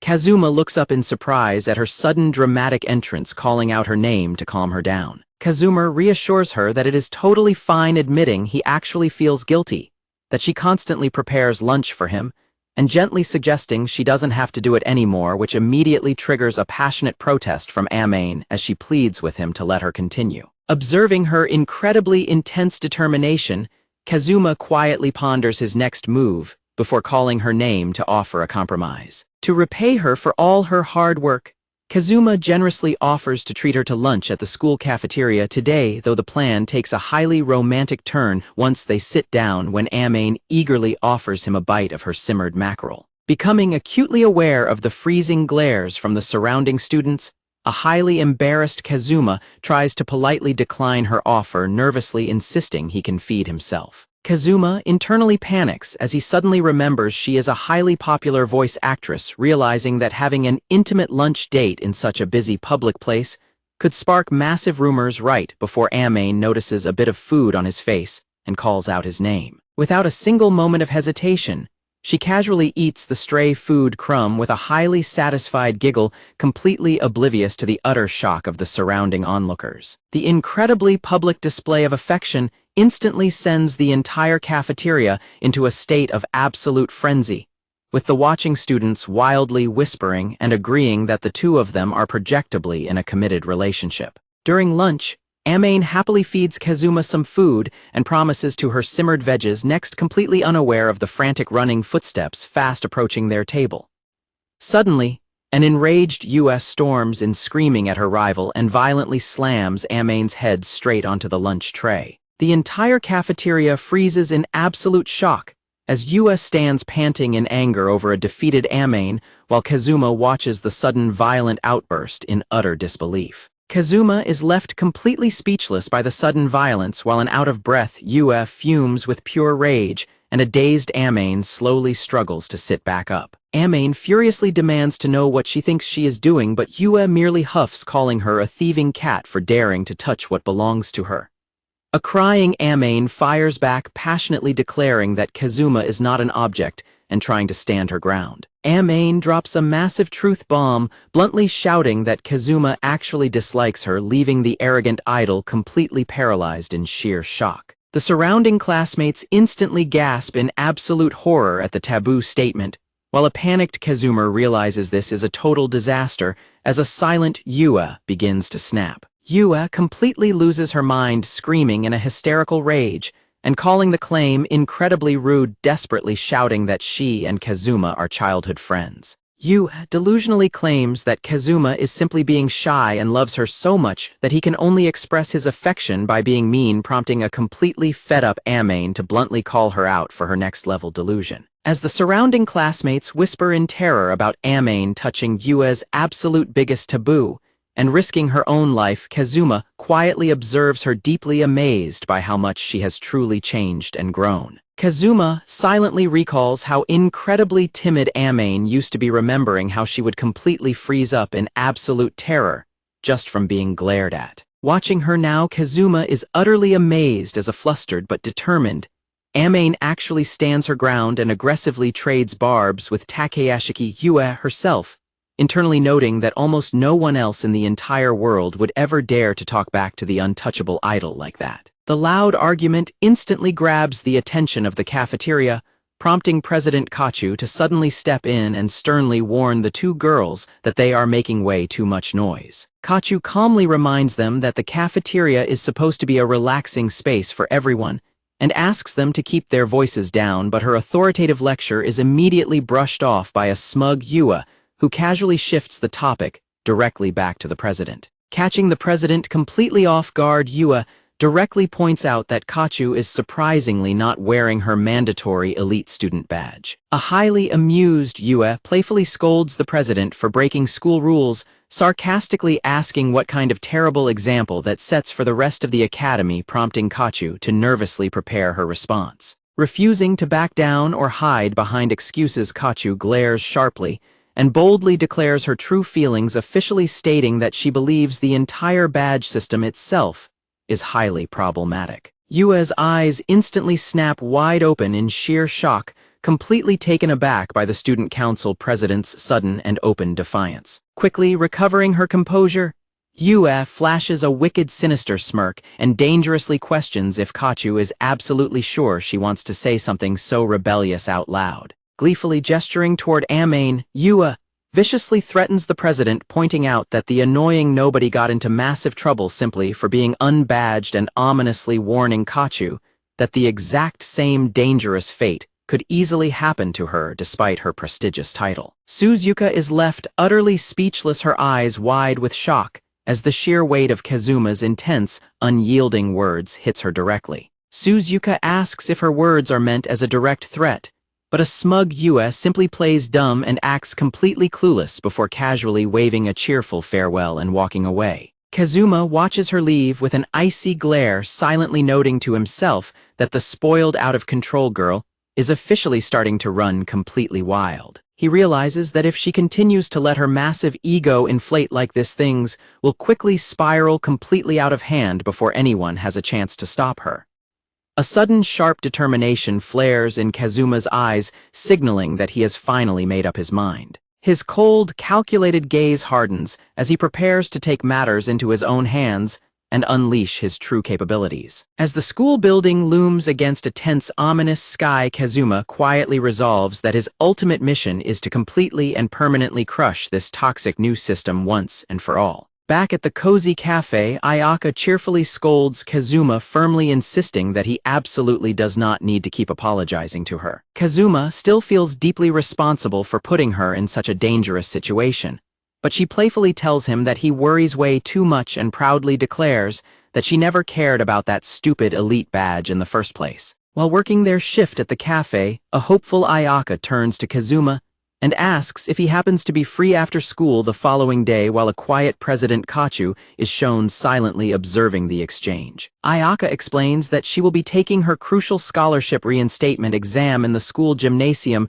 cheerfully inviting him to come watch her perform, since regular students are officially allowed to attend as spectators. Kazuma warmly accepts her invitation, earnestly telling her that he is genuinely looking forward to seeing her routine, which instantly brings a bright and happy smile to her face. The story smoothly transitions to the next day, focusing on the exterior of the academy's large gymnasium, where the high-stakes exam is about to take place. Inside the spacious venue, a large crowd of regular students sits quietly in neatly arranged chairs, eagerly waiting for the highly anticipated scholarship retest to begin. A few students in the audience quietly whisper among themselves, expressing their immense relief that the toxic pig Yue hasn't shown up to ruin the peaceful atmosphere. Kazuma's attention is suddenly grabbed when a familiar voice unexpectedly calls out his surname from the crowd, catching him completely by surprise. President Kachu smoothly takes a seat beside him, and when Kazuma playfully asks if she is a fan of dancing, she calmly explains that as the student council president, it is her strict duty to oversee the event and ensure absolutely nothing strange happens. At the front of the room, a stern panel of adult judges officially calls for silence, formally announcing the immediate start of the scholarship reinstatement exam. Standing alone on the gymnasium stage in her dance attire, a slightly nervous but deeply determined, Ayaka politely thanks the judges for the opportunity, confidently confirming that she is absolutely ready to begin her performance. Kazuma watches closely as Hiragi takes the floor for her exam, instantly noticing a massive shift in her demeanor as she prepares to perform. As the music kicks in, Hiragi smoothly begins her routine, effortlessly grooving to the beat with complete confidence. She completely commands the stage with her dynamic movements, drawing the absolute attention of the judges, while Kazuma and Kachu watch her shine from the sidelines. Moving with incredible energy and rhythm, Hiragi delivers a flawless and captivating dance performance in front of the entire audience of judges and classmates. Striking a final stylish pose as the music stops, she humbly thanks the audience for watching her routine. The entire room instantly erupts into massive applause, with her classmates loudly cheering her name and praising her incredibly cool performance. Basking in the enthusiastic cheers, a slightly flushed Hiragi smiles, warmly feeling incredibly proud of her hard work. The joyful atmosphere suddenly shifts as the serious judges pull themselves together, with the lead examiner officially announcing that it is time to reveal the results of her scholarship re-exam. The head judge brutally drops a massive bombshell, bluntly informing a completely shocked Hiragi that she has actually failed the test. The strict judge explains the harsh verdict, noting that while her dancing is undeniably eye-catching, her performance ultimately felt way too self-centered to earn a passing grade. The corrupt judge shockingly rejects Ayasa's scholarship application, vaguely claiming that she failed to keep up with the rhythm toward the end of her routine, and completely bombing her team dance requirement. The blatantly unfair ruling leaves Ayasa totally stunned, while Kazuma furiously questions what kind of nonsense the examiner is even spewing. The surrounding classmates immediately erupt into furious protests, aggressively defending Ayasa's flawless rhythm and incredible teamwork. They loudly call out the sheer absurdity of the situation, demanding to know why a random staff member who clearly knows absolutely nothing about dance is even allowed to act as a judge instead of the actual club advisor. As the chaos unfolds, a quiet realization suddenly hits Kazuma. He narrows his eyes as he takes a much closer look at the suspicious teacher leading the bogus evaluation. The pieces instantly fall into place as Kazuma remembers spotting that exact same woman hanging around the Takeyashiki estate in the past. He bitterly realizes that the rigged judge is actually one of Yua's loyal followers sent specifically to sabotage the exam. The corrupt teacher hastily attempts to conclude the examination and shoo the students out of the venue, while a highly frustrated Kazuma glares at her, completely disgusted by how far Yua will go to ruin Ayasa's life. He desperately wants to intervene, but knows his words won't hold any actual weight until a sudden voice confidently speaks up from the crowd to halt the proceedings. Kazuma looks on in absolute shock as President Kachu steps forward to casually object to the ruling. She firmly declares that she completely rejects the unfair evaluation, pointing out that Ayasa easily surpassed all passing standards and tearing into the examiner for providing such an incredibly vague excuse to fail her. The corrupt teacher immediately starts sweating under the intense pressure, nervously stammering out the student council president's name as Kachu confidently stares her down in front of the entire stunned room. Desperately trying to regain control of the situation, the smug teacher attempts to pull rank by mockingly dismissing Kachu as just a naive student who couldn't possibly understand the intricacies of dance evaluation. Completely unbothered, Kachu calmly agrees that she is indeed a student, but smoothly drops the bombshell that she is also a highly successful business owner. Kachu casually flexes her immense real-world authority, explaining that her massive company operates across a wide variety of industries, which specifically includes producing professional dance teams. She boldly declares that her extensive background gives her a highly discerning eye for genuine talent. Fixing the corrupt examiner with an absolutely freezing, intimidating glare, Kachu ruthlessly delivers the final devastating blow. She bluntly informs the stunned woman that her professional judgment is at the very least far superior to whatever pathetic excuse for an evaluation the teacher just attempted to pull off. The student council president points out that Hiragi would need to perform once more to be properly evaluated, politely offering to summon one of their official coaches immediately, which prompts a highly determined Hiragi to confidently declare that she is fully prepared to do it. The judging panel officially concludes the tense audition, calmly delivering the highly anticipated verdict that she has successfully passed. Kazuma breathes a massive, silent sigh of relief, deeply thankful that his friend's hard work finally paid off. The surrounding crowd immediately erupts into a chorus of cheers and applause, warmly congratulating her on her well-deserved victory. A deeply grateful Hiragi tearfully thanks everyone for their support and specifically offers her gratitude to the student council president, who simply replies that there is absolutely no need to thank her. The president warmly praises her, emphasizing that she earned this scholarship entirely through her own immense talent, and thanking her for showcasing such a truly wonderful performance. One of the evaluators calls Hiragi forward, politely instructing her to step up so they can officially present her with the elite gold badge to signify her restored scholarship status. To everyone's absolute disbelief, Hiragi confidently rejects the prize, explaining that while she is incredibly happy to have her scholarship back, she has absolutely zero interest in wearing such a lame dividing badge. Her bold declaration leaves the entire room completely stunned, with both the judges and her classmates staring at her in sheer wide-eyed bewilderment. Hiragi firmly explains that while the financial aid is a massive help to someone in her position, ordering students to constantly chase gold badges or show unearned respect to elites makes absolutely no sense. Hiragi confidently declares that she doesn't want people to admire her just because of some superficial student badge, explaining that she wants to earn genuine respect solely through her dancing skills, and is determined to work hard to make that happen. Directing a resolute gaze at the stunned school official, she firmly announces that she has absolutely no use for the elite badge, leaving the older woman completely speechless. A sudden quiet stillness falls over the entire assembly hall as the gathered students process her incredibly bold and honest speech.